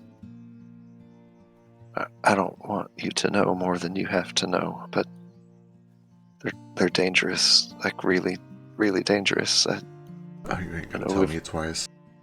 I know we've always had bad feelings about them, but take this, and she'll pass him a stone. It says, when I went in and paid all this off, I told them never set foot on this property again. I don't really know what came over me exactly, but if you ever see anyone from Tesseract come here, Howard, Susanna, anybody, I need you to tell me right away that stone will let you talk to me. Okay. And Yeah. I don't know what they're capable of, but they're a dangerous book, and I don't want nothing to happen to you.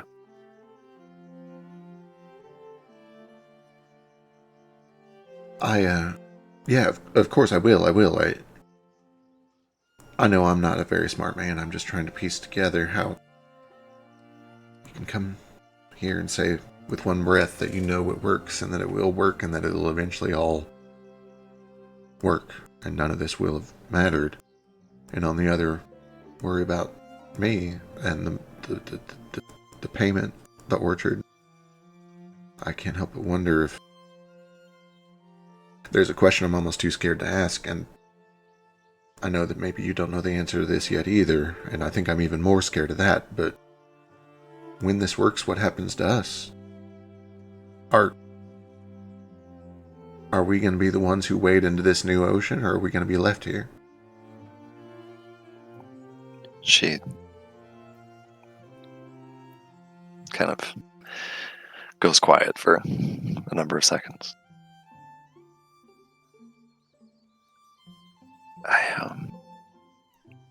I don't know. I don't know, Book. I have to believe that these questions that can't be answered are something that we can solve with chronomancy. These paradoxes. I just have to believe that on the other side of this, we'll all be together again.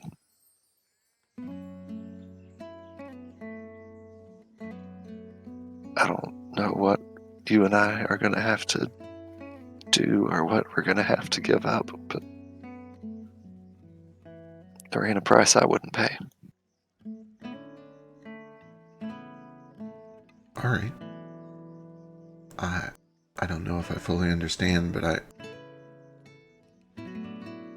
I think I trust you to do what is right to make this all right. I don't know if I understand either, but I know that I will. I have to. That's good enough for me, at least for tonight. And oh man, I don't have to send in a payment at the end of the week. That feels so good. Yeah, you should have seen her face. I didn't know she was capable of emotions, but I think she cracked a little bit of expression on me. I just wish that greasy fuck Tannen would have been there. He wasn't there. No, I'm gone on some sort of something. Huh. Speaking of tonight, I did tell my friends they could sleep here if that's all right with you. Of course, yeah. No, of course, I'll have the guest bedroom made up. Sketch! This one's got a worm in it. So they put worms and bees in them? It's Why? right here, look at it. A little strange, aren't they? They really mages? You know, you might find this hard to believe, but some of the most powerful ones I've met. Yeah, that is It's a little kind hard to of believe. it's kind of baffling thinking about that magnitude of power in those hands, but they got good hearts. And she kind of looks at Tex. Just be careful with the cat. I know that sounds a little bit crazy. I'm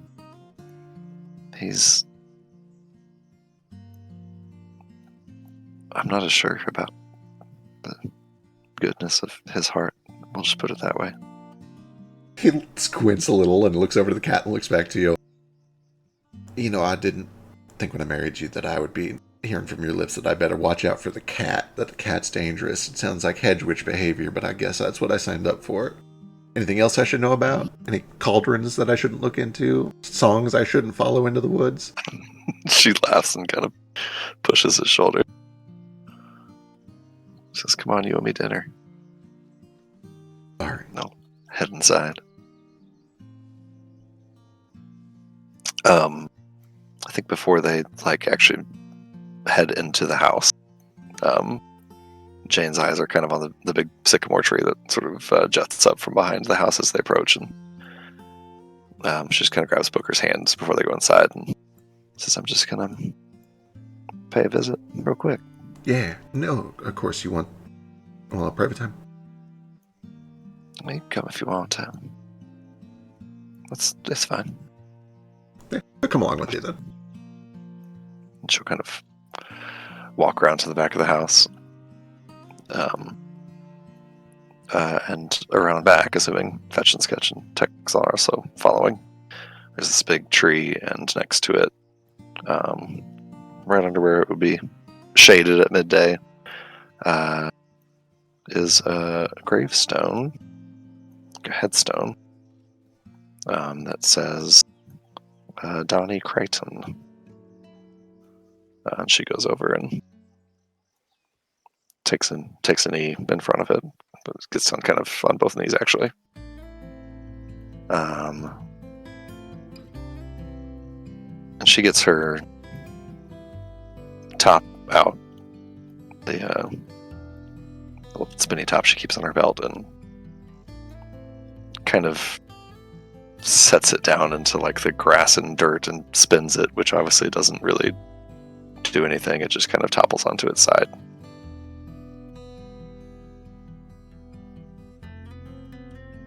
It spins and spins, and eventually starts to clatter against the stone. And Booker kind of looks at it and then back up to you. I don't know if he's seen you really mess with this a whole lot. He knows it has something to do with your magic.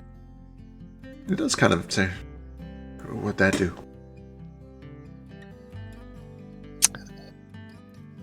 It's got I just keep his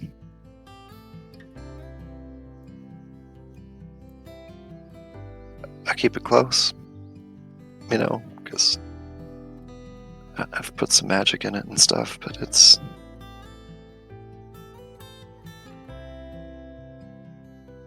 she kind of sets it down and gets out her book, The King's Ship. And she just opens the book and starts to read the story again, that story of the King's Ship, just kind of out loud to the grave.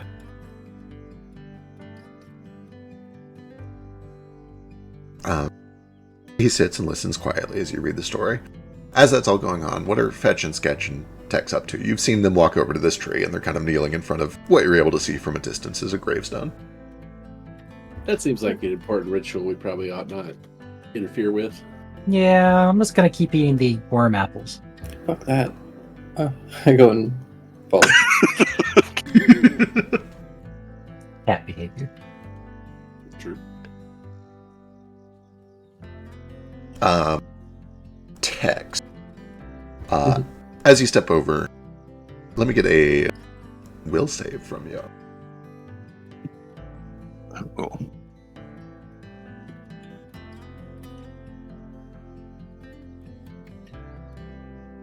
There is. Wait, hold on. I know that this was days ago, but I'm going to use my 4. Okay, that's fine. I'm cool with that. Yeah. Bump that down from an 11 to a 10. Yeah. Yeah. As you walk closer, you are intimately familiar with sympathy and with sympathetic magic and with sympathetic energy and the idea that very strong emotions can form actual creatures, actual conscious creatures. And in most of your experience, the daemons that you've been surrounded by are largely fueled by anger, by malice, by revenge, by these frustrated feelings. And so to stumble onto a site that is strong with sympathetic magic that is a little different, only a little different, but still different enough that it is noteworthy to you, you essentially can feel that there is the tug of strong sympathetic magic. A lot of things all pointing in one direction, towards one critical event, one moment of tragedy, of loss, of heartbreak, of grief. It's ripe. You feel like if you wanted to, you could literally consume a lot of the sympathy that is built here. And I'm not going to sit here and make you do that. I think Tex understands how wild that would be to do right now. But it is at least noteworthy to you that there is so much sympathetic energy that is built up under this tree. It registers on your tongue like a taste, almost sweet. And that's morbid to you, perhaps. It's almost a little bitter, the idea that so much loss and sadness could be so strong a fuel, so strong a temptation. But it is. Can I tell who it's from? It seems to emanate from the top, from the tree, from the gravestone, from the book. All of them kind of point to the sympathy of this Donnie, whose name is written on the gravestone, but specifically the bond between Donnie and Booker and Jane. There is just this connection that is so strong between the three of them, and especially at this point in space and with all of these objects gathered. There is a connection to Jane, though. Yes, absolutely. And that might be, I suppose that's kind of noteworthy to you. Yeah. In light of what you've learned about her.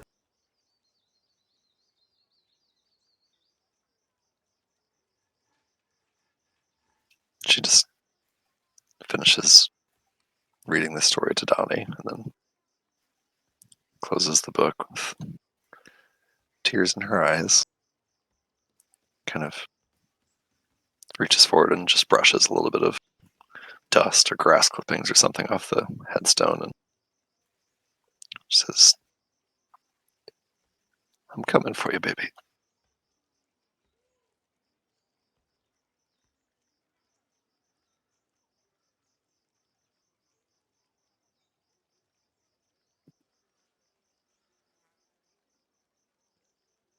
Sketch, you see all this happening, you have a hand raised. What's up? So, do you think that's why Jane wants to go back in time for whoever's there? Let's not split hairs. She doesn't want to go back in time. She wants to erase this time and everything that's happened and everything that's been done since we met her.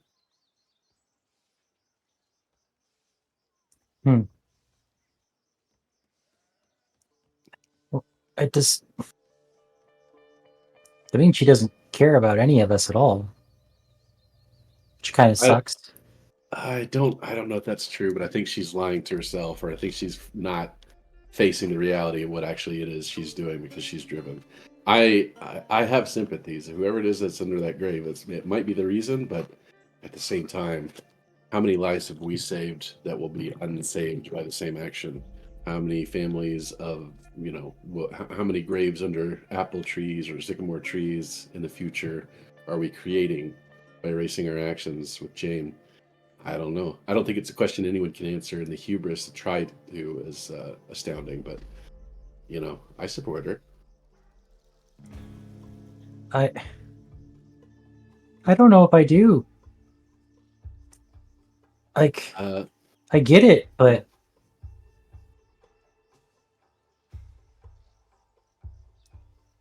if she undoes all of this, does that mean we potentially don't see each other again? How far back did this happen? No idea. It could be 100 years. She's a robot. Well, Booker's not a robot. We don't know that. It's a good point. We'll have to go find out. Surrounded by apples, hadn't seen him eat a single one. You've seen Jane eat apples, and she's a robot. Also true, yeah. Okay, well, we have to find out if he's a robot, so let's sneak into their bedroom tonight and listen to his chest and see if it sounds like Jane does. Ooh, that's Jane a kind of real bad idea. But is it worse than just not knowing if he's a robot? If they're both robots, then they could undo hundreds of years, and that's way too much, because then we don't exist at all. And the carrot weed said that we should be allies with Jane for a while, but I agree. We do need to know, but maybe we need a plan B. okay, what do you suggest then? Ask him. I guess, but he could just lie. We got to get him drunk first, obviously. Oh, okay. Oh, I wonder if they fermented any of the apples. I'm assuming they have leftover apples that they don't know what to do with. Oh, like our monkey juice. Yeah, like that. But instead of having to carry it all the time, they could just put it in a big container? Is that what those tanks are? Up that way? I'm gonna go find out. Let's get in those tanks. Let's get in the tanks. I'm licking whatever's in that tank. So Yeah. I do want to stress that this is not the map of the orchard. However, you do find that there are absolutely big barrels and tanks that absolutely do contain cider and also some sort of apple liquor. Okay, so probably Sketch some and Fetch get absolutely crap faced and fall asleep on the grass.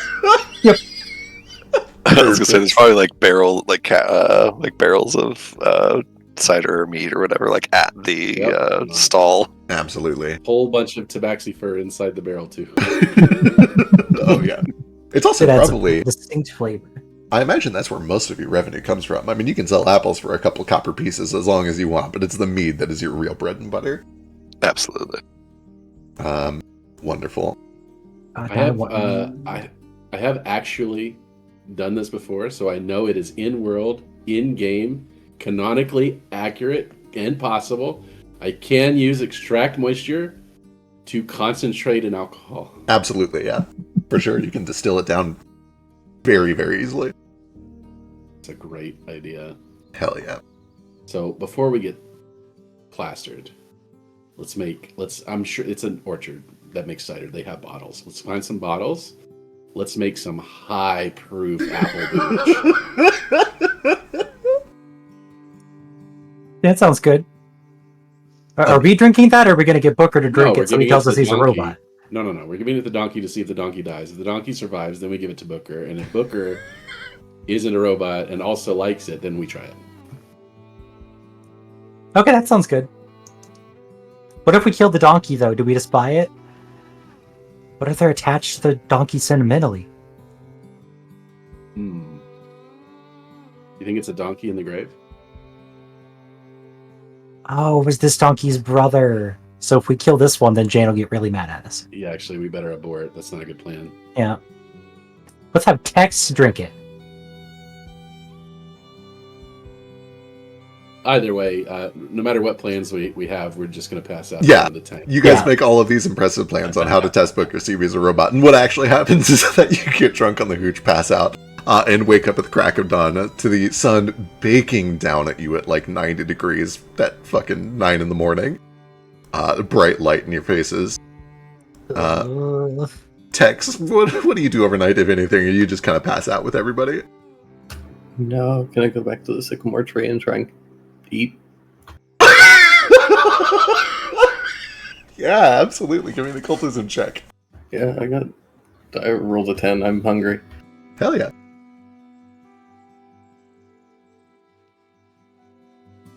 Eat that Out of- ghost. Out of sheer morbid curiosity, is this while Jane and Booker still out there, or do you like sneak back in? No, I wait out until you guys. Okay. I don't even know if I would recognize what you're doing. I'm just curious. Yeah, I don't even know what this looks like. You head back out, and in the dead of night, as they are passed out, as Fetch and Sketch are passed out over by one of the mead barrels, you begin to just sort of siphon some of this sympathetic energy into you. You feel nourished. It's like a vampire sucking blood for the first time after a couple of months. It refreshes you in a way that mundane food and water do not. You feel yourself growing stronger. You know that from sort of a meta perspective, it contributes to whenever you level up next. This will be some of the power that you draw from it. But it is most of the sympathy that you've consumed up to this point, not only in your backstory, but also over the course of this campaign, has been from defeated foes, people whose sympathy was largely the anguish of defeat, the frustration of battle. And so this does have a different taste to it, a different flavor of it. And to a certain degree, you begin to experience flashes, echoes, places where your own manifestation echoes this kind of sympathy.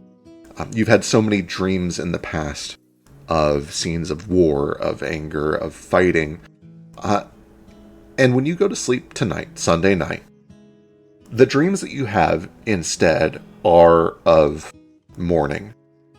Instead of watching Feroxa men covered in blood rage their way into Sunfire, tearing down as many Cyrillin agents as you can, what you have instead are the children who watch from a distance as the people that they love disappear for the last time. And they wake up in the morning and have to walk away on their own. You see mothers watching their children march off into the swamps and not return, and having to live for weeks and months and years not knowing what happened to them. And in the back of their mind, you know that they know what happened, but it's different when you see it. When you don't, and you just have to live with that mystery. There's a gnawing that happens, and it is that kind of gnawing pain that fills your dreams that night. And it is different. I don't know if pacifying is the right word for it. Tex can interpret these dreams and feelings however he wants. But it is a different flavor that impacts you in a way, not only because it is a different flavor, but because it's one that resonates with you. You realize that this is part of what was taken from you. This is a part of your energy, a part of the sympathy that constitutes your being that you haven't felt since the ritual with Edel. I don't want to plant anything into Tex's behavior, but your mind probably does at least recognize for a brief flicker that there's a little bit of a mystery there with Edel as well. You start to realize that some of these feelings of loss, of betrayal, of missing someone, of grief, resonate with you in a way that hits a little deep. It cuts a little close. Yeah. And you wake up in the middle of the night. Actually, you wake up probably near that tree. I imagine you gorge yourself until you basically pass out, because that sounds like cat-like behavior. Yeah, probably. And you wake up at 4:35 in the morning. The moon is still up. It's bright in the sky, a full moon. Having had all these dreams, and you realize that your eyes are a little wet.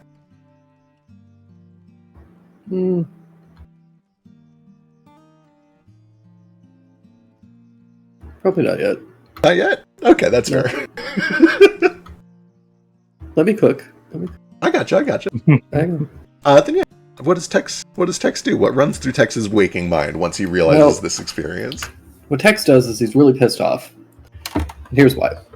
Because I went and I spent 20 goddamn gold about to roast Jane, and then she had all her goddamn character development right as I was about to roast her on it.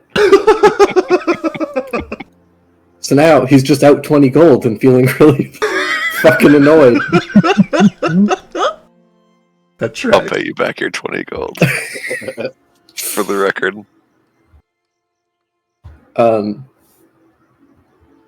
No, he's gonna go, and I think the thing he does is he's gonna pull out his really shitty letter. I refuse. Locking in. I'm keeping that goddamn leg. He's gonna take out the letter that he wrote to Edel, or he intended to give to Edel at some point. Yeah. Tries to read it, realizes that even he can't read his own writing. Right. Because it's so bad, and he's going to try and take a couple minutes and try and just rewrite this letter a few times. Okay. Yeah, he's very somber about it, for sure. But he just kind of sits by the grave and, like, pulls out his little, like, writing tools, and then starts kind of just copying this letter a couple times, and then anytime it's shitty, which is probably the vast majority of them, like crumple it up and just toss it. Yeah, that makes a lot of sense. You've got the hand. If you want, and you spend a lot of time on it, you can eventually get it to the point where it is at least legible. That's a thing you can do now. Yeah, it's like kindergarten level, though. Like, it's not great. He understands the shape of his letters better than a kindergartner, but his actual, like, penmanship is very scratchy. Right. The letters are, like, different sizes. It's not very consistent. Absolutely. But eventually you're able to pin down this new letter, kind of rewriting it until you get it clean enough that it is at least legible. If this is all happening super early in the morning, like 5 or 6 or something? Yeah, something in that ballpark. Yeah. I think, if you don't mind me interjecting into your scene here, Tex. Yeah, absolutely. I think Jane has some trouble sleeping. Probably has quite a lot of trouble sleeping, actually. She's a bit of an early riser anyway, so I think as soon as she can see, like, the first sun coming in the window, she'll just kind of stroke Booker's hair a little bit while he's fast asleep and get out of bed, and walks into the sort of kitchen to get a pot of coffee going, but then sees Tex outside throwing crumpled up balls of paper. And she'll just walk out.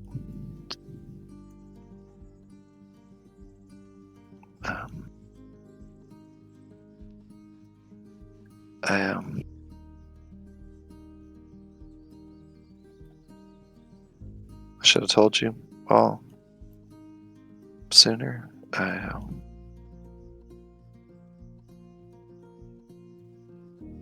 guess I don't even really know why I didn't.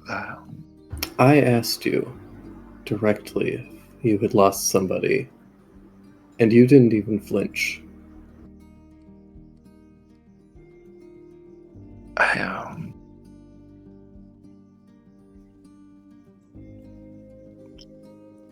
It's like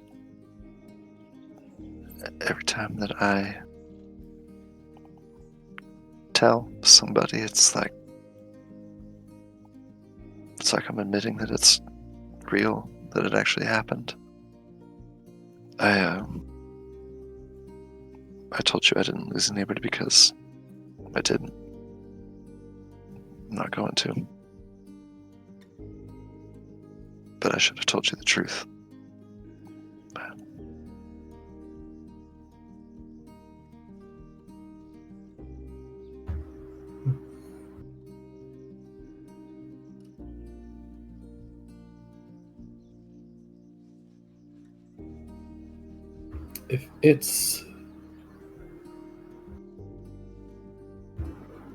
If he's so important, why didn't you hire a necromancer?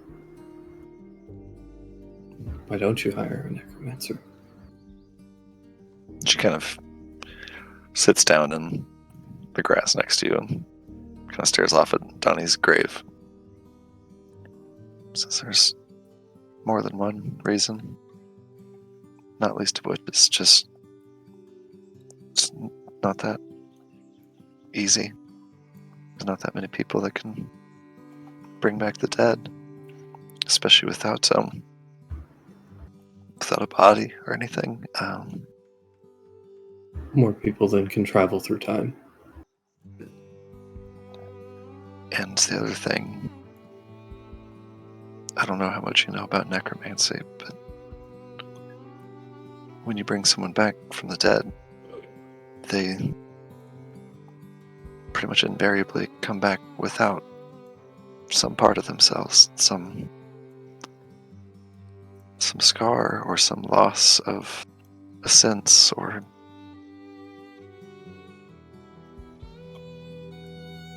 Donnie didn't do anything. So He was fucking 4 years what? old.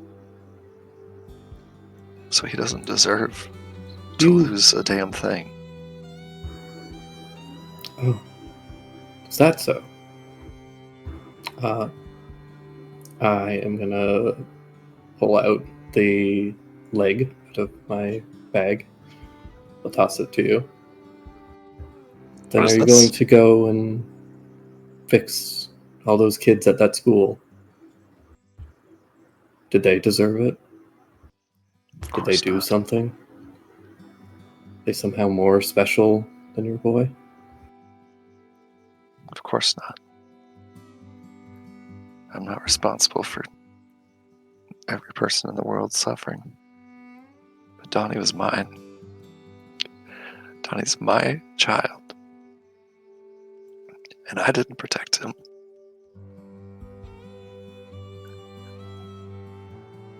Yes. You're a parent.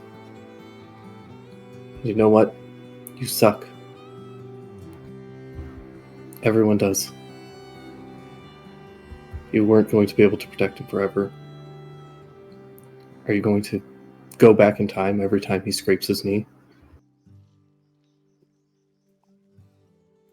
She People have scars.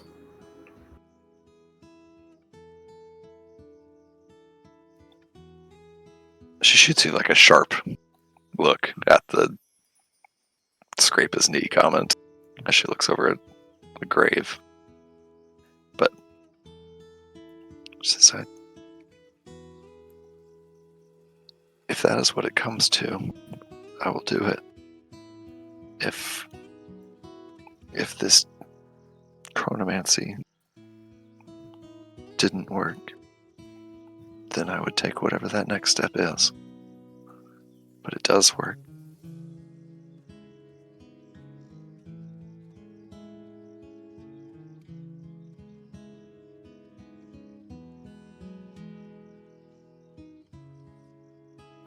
I know it's important to you to feel like you've got one up on everybody around you, but you ain't half as smart as you think you are, Tex.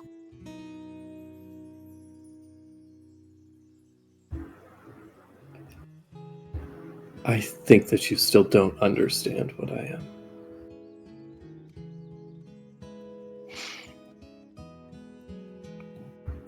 You said I was a monster, right?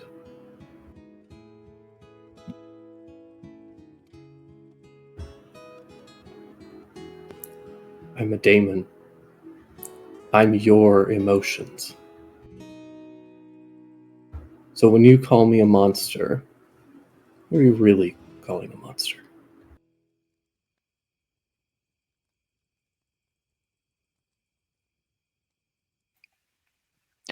I didn't create you, Tex. You can't No, act like but every you're mortal creating is a something over monolith. there.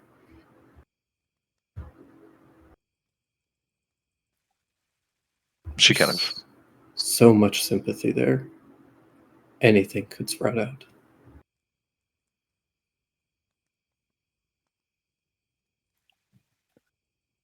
So you're suggesting that I shouldn't feel anything? No, I'm suggesting that you shouldn't pretend that you're not. Don't pretend like you can make all of this go away. I'm not You're pretending. going to suffer. That's life.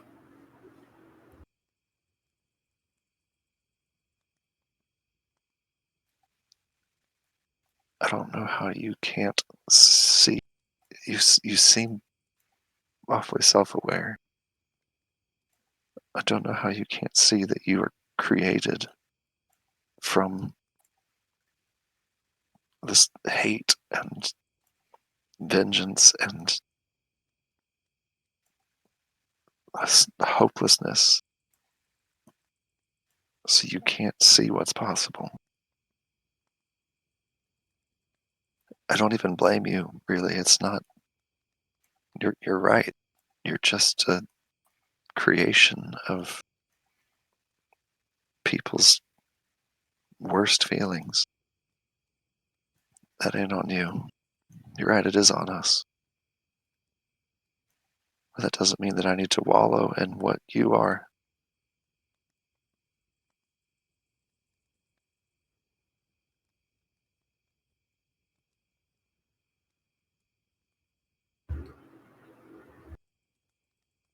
I don't need you to believe that what I'm doing is possible. I don't need anybody to believe it.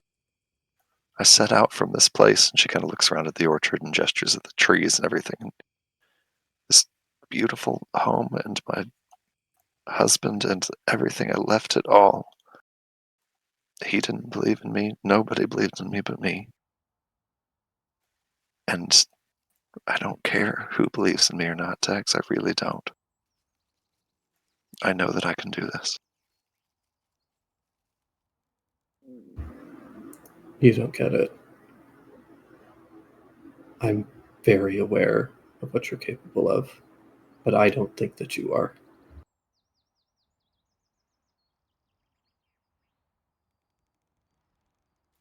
How do you mean? You saw all those bones in that cave, and you looked at me with disgust and called me a monster.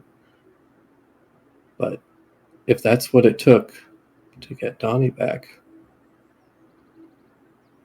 would that be your line? The first thing you asked me to do was kill for you. It's the same thing that everyone has always asked me to do.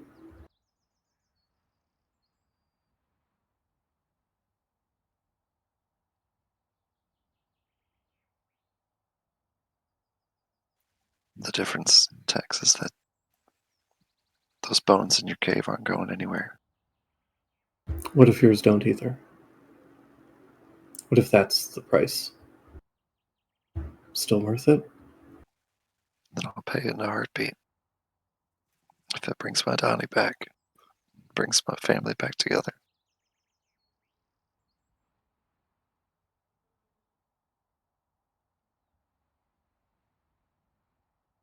Oh, now we're getting somewhere.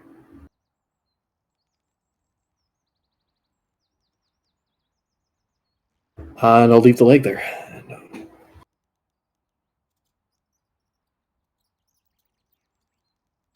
And the leg is like a Arcanotech leg for Arlo. It is. Yeah. Okay, sorry, I missed that shopping bit. Oh yeah, it was a Arcanotech leg made for like 7.5-year-old. Cool. Kind of a nicer model. Looks like it will grow as he grows. I want it. She looks at it, goes to pick it up, and then I think starts to sort of process the implications of the fact that Tex has left it here for her rather than taking it himself. And she knows he's not coming back for it. Because from the bottom of her heart, she doesn't believe that Tex gives a shit about Arlo. And that this was all just a gesture out of essentially spite. And I don't know if that's true or not, but that's what Jane thinks. And then she thinks about what Booker said about why she would bother paying all this gold to get him out from under Tesserac's thumb if it's not going to matter in the end. And she will pick up the leg and stick it in her bag. And then head inside to get the coffee going. Yeah. There's also a bunch of paper around your son's grave. Yeah, for what it's worth, I will also clean up all the paper around my son's grave and maybe try to read what Tex was writing. 'Cause I'm Yeah. nosy. I mean, Tex, if you didn't go out of your way to like either throw that away or hide it or whatever, there's probably a bunch of half-written letters there. Yeah. They're probably not very legible. Probably not. But Jane's smart. She could probably decipher it. Yeah. Yeah, I'll try. Yeah, give me an intelligence check. Let's go. That is true. She's worked with children. Yeah, She's probably used to it. I was gonna say she's been teaching like 5-year-olds. Right. She's been teaching 5 to 7-year-olds magic, so presumably she's used to Right. bad writing. I'll burn a hero point. Why not? We're close to the end of We're that. pretty close, yeah.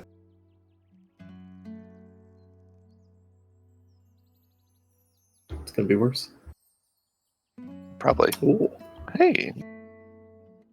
17 feels like high enough to decipher Oh. like a 6-year-old's handwriting. Definitely, at least enough to like piece together.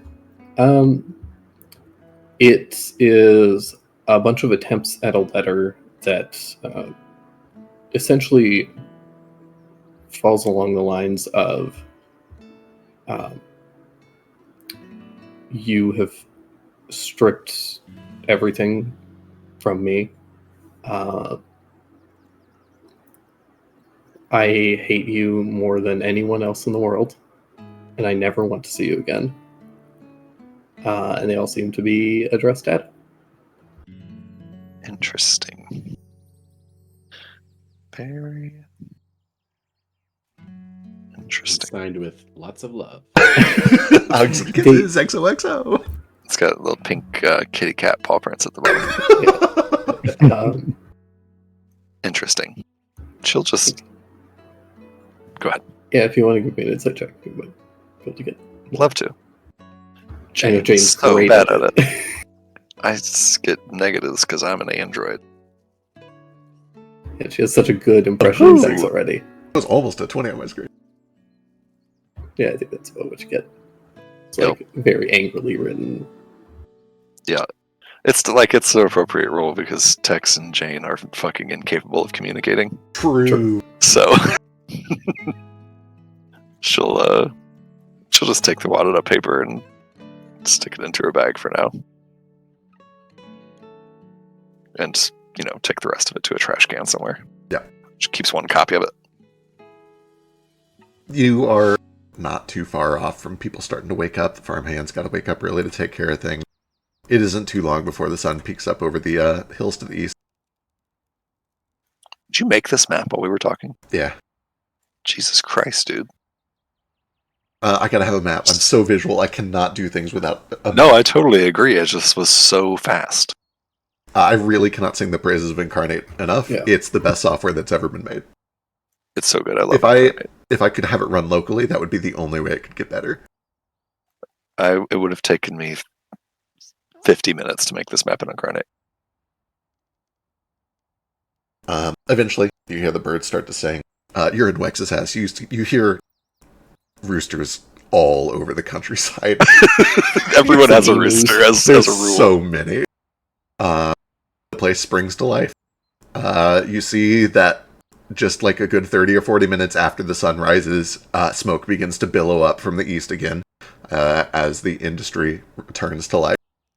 For a few brief minutes at the crack of dawn, the sky to the east is clear, and you can see plainly as the suns come up over the mountains. But that is quickly drowned out by ash and soot that covers the entire eastern horizon. Eventually, you guys are able to get some breakfast. Booker actually has sent somebody out to go get a nice breakfast because you guys just finished paying off the mortgage. So you Hell guys yeah. have like a full, you got pancakes, you got sausage, you got all sorts of fruit. There's like a nice wine that he's been saving for a special occasion. You got the whole deal. It's the biggest breakfast that you guys have had in a long time. Fetch and Sketch, you do see that he eats. He seems to eat quite a lot. No, you think we're there for breakfast? 20 minutes into breakfast, Booker does look at Jane and some of the farmhands and Tex like, hey, what happened to the other two that were here with you? I think they're passed out in front of the... Maybe they made it into that wagon over there? Should we? They probably licked something and died. They were telling me that they had some rock they could taste before they licked it, and they asked me if I wanted to taste it, and I said no. I'm just curious if Fetch is still going to wake up with that accent, because I'm wondering if sleeping will get rid of it, or... I've heard it's infectious. Hey, it's hotter than a 2 silver pistol on Carnes Day. Y'all, I saw 2 trees fighting over a dog. Oh, shut up! It's too early. What Cast if he- Rousing Flesh. What are the implications of 2 trees fighting over a dog? What does that mean? They want the water. Oh my They both god. want to get pissed on. Incredible. I'm gonna look to Booker and Well, I reckon if you see 2 trees fighting over a dog, it just means they both run out of bark. Preach it. I'm gonna Amen. look over to Booker and just be like, he's the second smartest person in our group, and it kills me physically. Holy shit, you talk. Oh my god, you talk. Oh, okay. Yeah. Hello, I'm Booker. You're a cat with 2 tails. Yes. It's He's smart. I see why you are having marital trouble. we're having marital trouble. She rubs her head. Don't We mind weren't cat. having marital trouble last night. For the record, complete silence from the room last night. Said it anyway.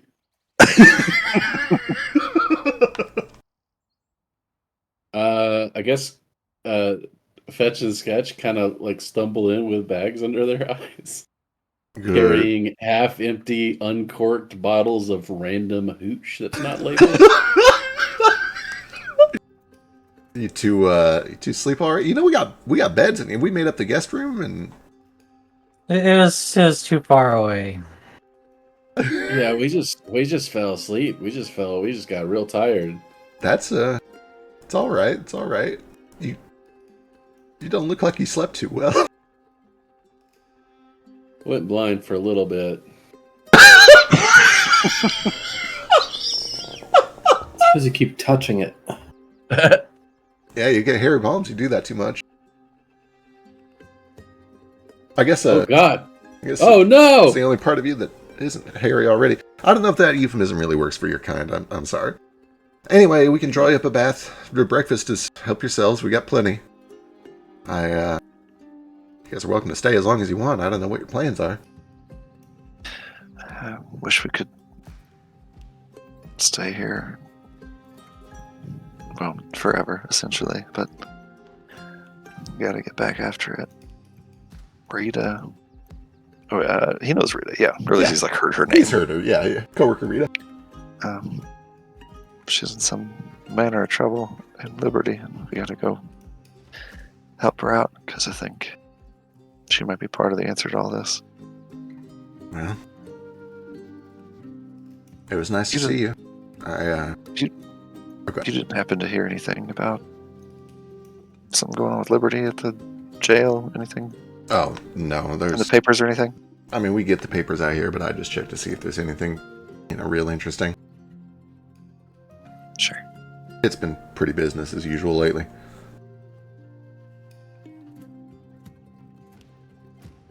Yeah, as they start to get their stuff together to go about their day, she'll just remind Booker, and if anybody from Tesseract comes around, Yeah, call you Just right call away me, on this okay? thing. This even if it seems like nothing, even if it seems stupid, just couldn't hurt. I got it. I'll treat him with the due suspicion. I'll get in touch if anything comes up. It was good to see you. Part of me really hoped I wouldn't again, but I'm glad I did. She kind of smiles. Her corners of her eyes water a little bit, and she gives him a big old hug.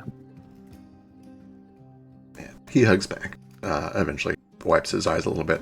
And then does extend a hand to Fetch and to Sketch and Tex. It was good to meet all of you. I guess he does Fetch and Sketch first, and then eventually turns to Tex. You Get the too. bottle.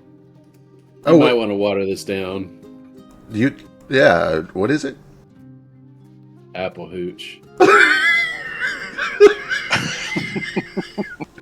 Where'd you get apple hooch? Got a big bucket of it. I don't know if that was. Found it. I don't know if we don't keep just a big bucket of apple hooch out there. I don't know what you found. It was a big bucket. Oh, the barrel. I'm like hooping my arms trying to describe the size of it. Oh, you got into the vat. You found the vat. That was okay. Yeah, that's I'm surprised it was ready yet, but oh boy, you weren't kidding. That is ready. What? Well, I concentrated it. Concentrated it. Like, I don't know if I should know that word in Wexasassy. it kind of makes sense. He used magic to take the water out. Took the water out. Oh, you can do that. Yeah, Damn, we should I start doing took that. too much out. We could have this ready in a couple weeks. Less even. Yeah, by the way, if this all works out and I get to retain any of the knowledge that I've accumulated in the last 3 years, we're going to be making absolute bank of this orchard. Yeah, I mean, I remember when we bought the enchanted plow, how much time that saved with us. I can't imagine what being able to concentrate our hooch would do. It's instant distillation. Right? Save us a lot of time. A lot of logistics, too. Anyway, this will be a problem for, I guess, whichever versions of us make it through to the other side.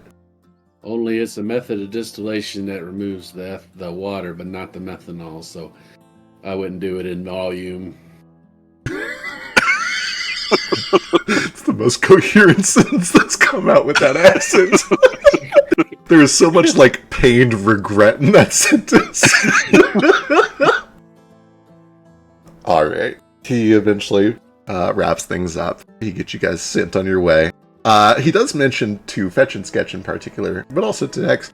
I see y'all aren't from around here. If you want, I can get you a couple of hats, maybe some outfits. Oh my god. No, thanks. Okay. Yeah, Oh please. my god. Nah. I need to blend in with the locals. Can you actually burn them? Tex will not wear a cowboy hat. He refuses. His name is Tex. Come on. Come on. I'd like to be able to see in the morning. It gets too sunny. Yeah, you gotta have something wide brim for that sun, for the suns up there, especially midsummer. It's awful. Also, name is Tex, not Wex. I need 3 belts, 1 for my pants and 2 for my pistoleros. But instead of pistoleros, it's going to be boomerangs. I can do that. I do think a pistolero is the man who uses the pistol. Unless you got a couple that you're keeping around on belts for some reason. That's what I Is it said. bolero? Is that the word? I don't know. Bolero's a dance. Oh. There's a lot of alcohol in that. Uh, I've been trying to figure out how to ask you all morning, but fuck it. Are you a robot too? Yeah, you're a robot. No, I can't really say that I am. An artificial man. No, I am just me, the way I was born. Not that. Okay. So you're not going to go back in time 400 years and kill all of us. That's good. Yeah, Is- just 5 or 6. Is that what the plan is? No, that is not what the plan is. I've made a number of attempts to explain the plan, and they're largely going sort of in one ear, not the other. So Well, that's quite alright. I can't say that I rightly understand what's going on either. I just know that maybe there's still some hope, and We're that's all kind of I got. in your boots. Maybe literally if you get us your boots. Can we have your boots? You cannot have my boots, but I can get you some boots that are better suited for your feet. Because I think if you use my boots, it would break your ankles. It's the wrong shape. You're that oh fuck, what's it called? Did you something? don't even I tell won't me wear that them Booker anyway. Crichton has ever heard the word digitigrade. Probably only from what is a horseshoe maker called? I forget. Oh yeah. Anyway, probably only Cobbler. in passing. It's not a Horse cobbler. cobbler. Horse cobbler. Horse cobbler, Yeah, he yeah. heard it from a horse cobbler. A horse cobbler. Horse cobbler sounds like something terrible that you can eat. It sure does. I think the Wexasassy word is pony-legged. That makes a lot of sense. Yeah, I think you guys are pony-legged. I think you'll need to get some custom made. But I had a couple farm hands that wore stuff like it. I'll see if they got something they could spare. We're rich now. I guess we can buy a couple new outfits. And by rich, I mean just out of debt, which is comparatively rich. Rich eventually. Yeah. out from the crushing weight of debt on the to path the to riches. man. Before we leave, Book, let me tell you what you need to do with your wealth. I'm This is the only very place curious. of the healthy spiritual world that I've seen since I came to Wexisas. Everything else is garbage. There ain't a spirit in sight. It's all spiritually dead. You take care of this land and take care of the spirits that are on it, and it'll keep producing apples for you. But if you stop, if you let it get polluted like the rest of this godforsaken country, I can't tell you your future's gonna be safe and your legacy's gonna be able to pass on. It's such good advice, and I cannot take it seriously in this accent. It's too much. He nods like, no, I'm glad to hear that. I gotta admit, I don't really like the smell of the city. I wouldn't want it to waft too far this way. I miss the green when I go that way. Oh, I'm gonna try planting a bunch of apples over there because they don't have any trees. Oh wait, that would be bad for your business. Do you have regular tree seeds? It wouldn't work, Sketch. I mean, Sycamore just dropped all of its little spiky ball things. You could grab some of those. I want to go grab some spiky balls. I like spiky balls. The spirits didn't leave Wexisas or Liberty City because the trees left.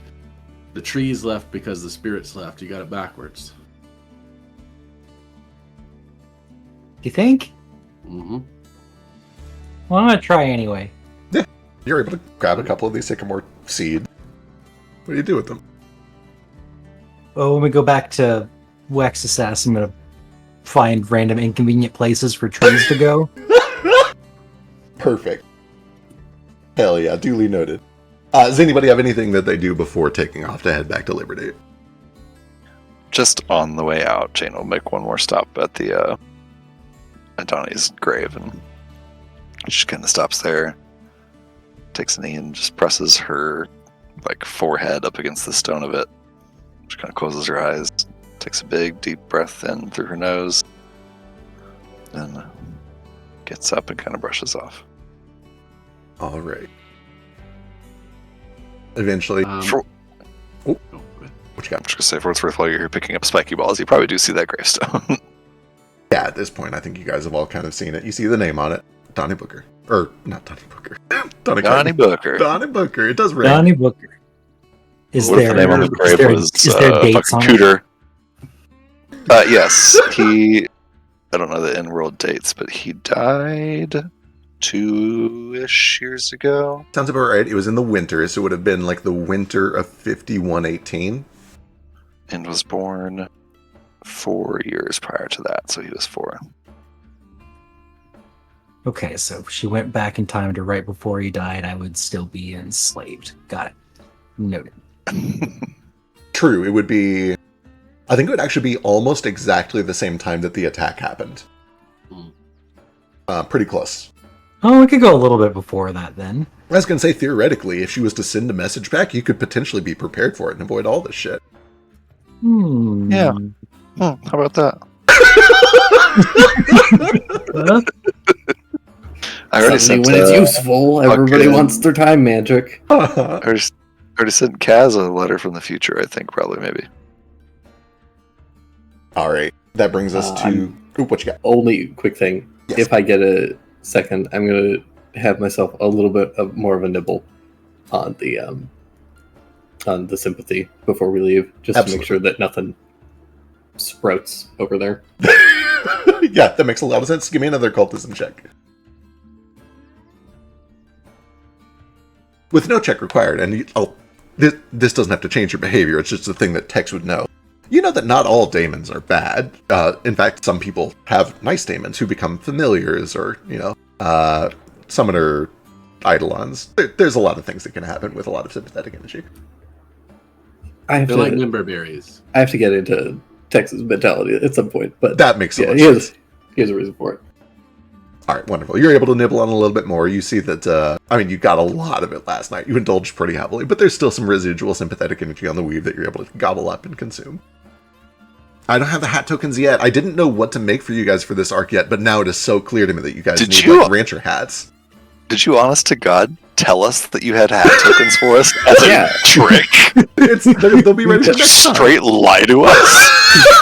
Yeah, what the fuck, First of man? all, here's how That's I the know most it's a lie. fucked up You thing didn't that's ever know. happened. I'm committing You to it didn't so that know I what have to. costume. Listen to me. Yeah, You're I thought telling like me maybe you didn't train know engineer. What costume we would need when we're going into the Wild West? You're land? right. It was dumb, but I was like, maybe train engineer, maybe a Tesseract employee. Are you doing like a thing there? I didn't know what to expect, but now it's so clear to me that you guys just need rancher outfits. He did say, and I quote, "They'll be ready for next time." So if they're not ready for next time, we can make fun True, of them. you guys are actually allowed to riot if I don't have them for next time. Like, I'm not We're allowed like to riot right now. He was right. We're like, That's what I'm hey, saying. Honestly, there's very little that will console me currently, except Like, I'm not mad that it's not ready. I'm mad that you're like, hey guys, guess what? I've got hats for you. And they just emptied like an empty bag in front of us. And we're like, we'll have them next time. IOUs. Pictures of hats. I Those imagine are what no. you would get. To the player, I've never notes been of so the new channel, betrayed. Rancher outfits, or they'll murder me. All right. Biscuit, you have a hand raised. You doing anything before you leave? Oh, I just saw these like bushes, and they look like I figured they were berries, and I wanted to eat a bunch of berries. Yeah, they're probably like blueberries.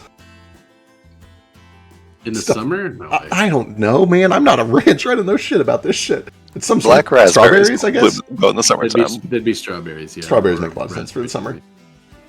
raspberries. Yeah, you're able to grab a bunch of berries. They're great. They're wonderful. They're juicy. Sweet, a little tart. there could be blueberries in the summer. True. Are you kidding? All right. And that is Before we where we'll pick up next time. I know we got Thanksgiving plans in the other group, but we'll figure out when we're playing next. No, we're gonna keep playing. No. I simply must depart. Yeah, we did our 25 minutes, though. We got you. We did. Yeah, I was We did, about yeah. to call you out, but we did. We did it. So We I made it. guess Fair enough. Wonderful. Well, gang, thanks for a lovely session of Dungeons and Dragons. Just so I know what to Ryan, play. I'm so upset that you had character development when you did. I was so ready. I was so ready and just pulled the rug right out from under me. Yeah. Sorry. It was that's been like bubbling in the background on the old back burner for a while with like talks that she had with Foster and Ruko. Yeah. Wait, It's the first Were time we- to. were we supposed to free read this session? Yes. So importantly, what is the... Just so I know what to prep. Are you guys going to Tesseract, to the prison? How are you approaching this? I think we go to the prison and see if Rita is there to start with. All right, Just wonderful. bust her out. Going to the prison, and then Jane's gonna tell me to murder all of the guards, and then I'm going to do that. To it. And we're gonna Absolute- have an actual fucking encounter that doesn't exclusively need ranged attacks. You either And then when we get back to the camp, I'm gonna have somebody make me some kind of ranged weapon that a cat can use. Hell yeah. Wonderful. I love that encounter fact. Thank you for making it just for me You're very specifically. welcome. and Jane, you're either gonna need a heck of a disguise, or you're gonna have to tell Book to pack it up and move somewhere else. Yeah, Or you it's just gonna be a don't- problem. Or you just You don't can't really go say in, don't like- don't ever be on my property and then immediately go on their.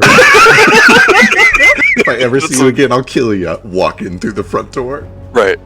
I can do disguise self or something. It'll be fine. Also, the prison isn't owned by Tesseract, so Yeah, it's the yeah, Well, kind of. well, it's Liberty. It's not owned by Tesseract in the sense that the entire city isn't owned by Tesseract. It doesn't have to be. There's still like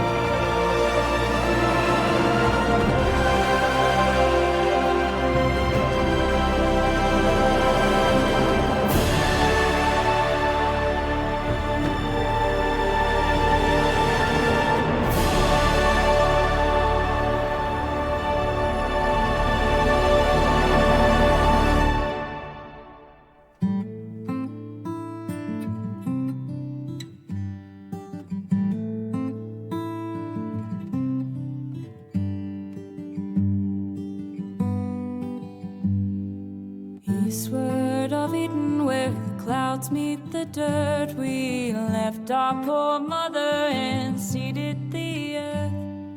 Gates they were shuttered, the latches were locked. Oh, eastward of Eden, where men become gods.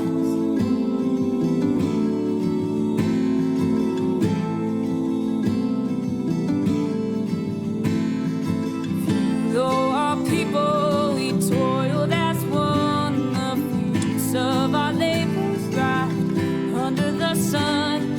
Our children they spread to outnumber the stars. So eastward of Eden, where day turns to dark.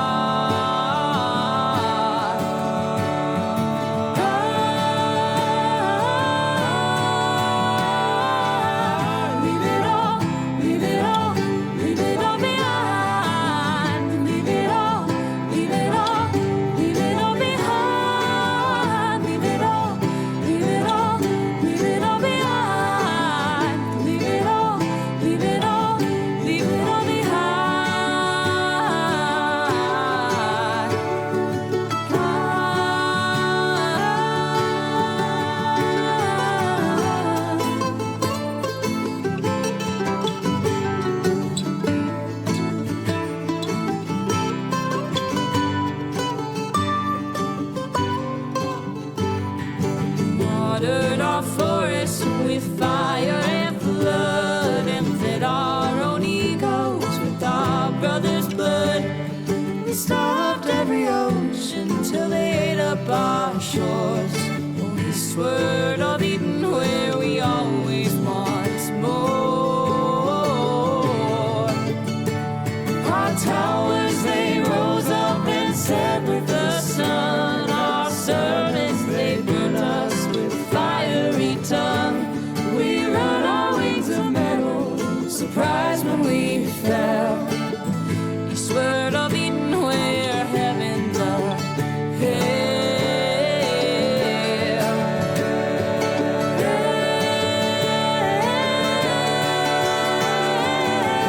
Leave it all, leave it all, leave it all behind. Leave it all, leave it all, leave it all behind. Leave it all, leave it all, leave it all behind. Leave it all, leave it all, leave it all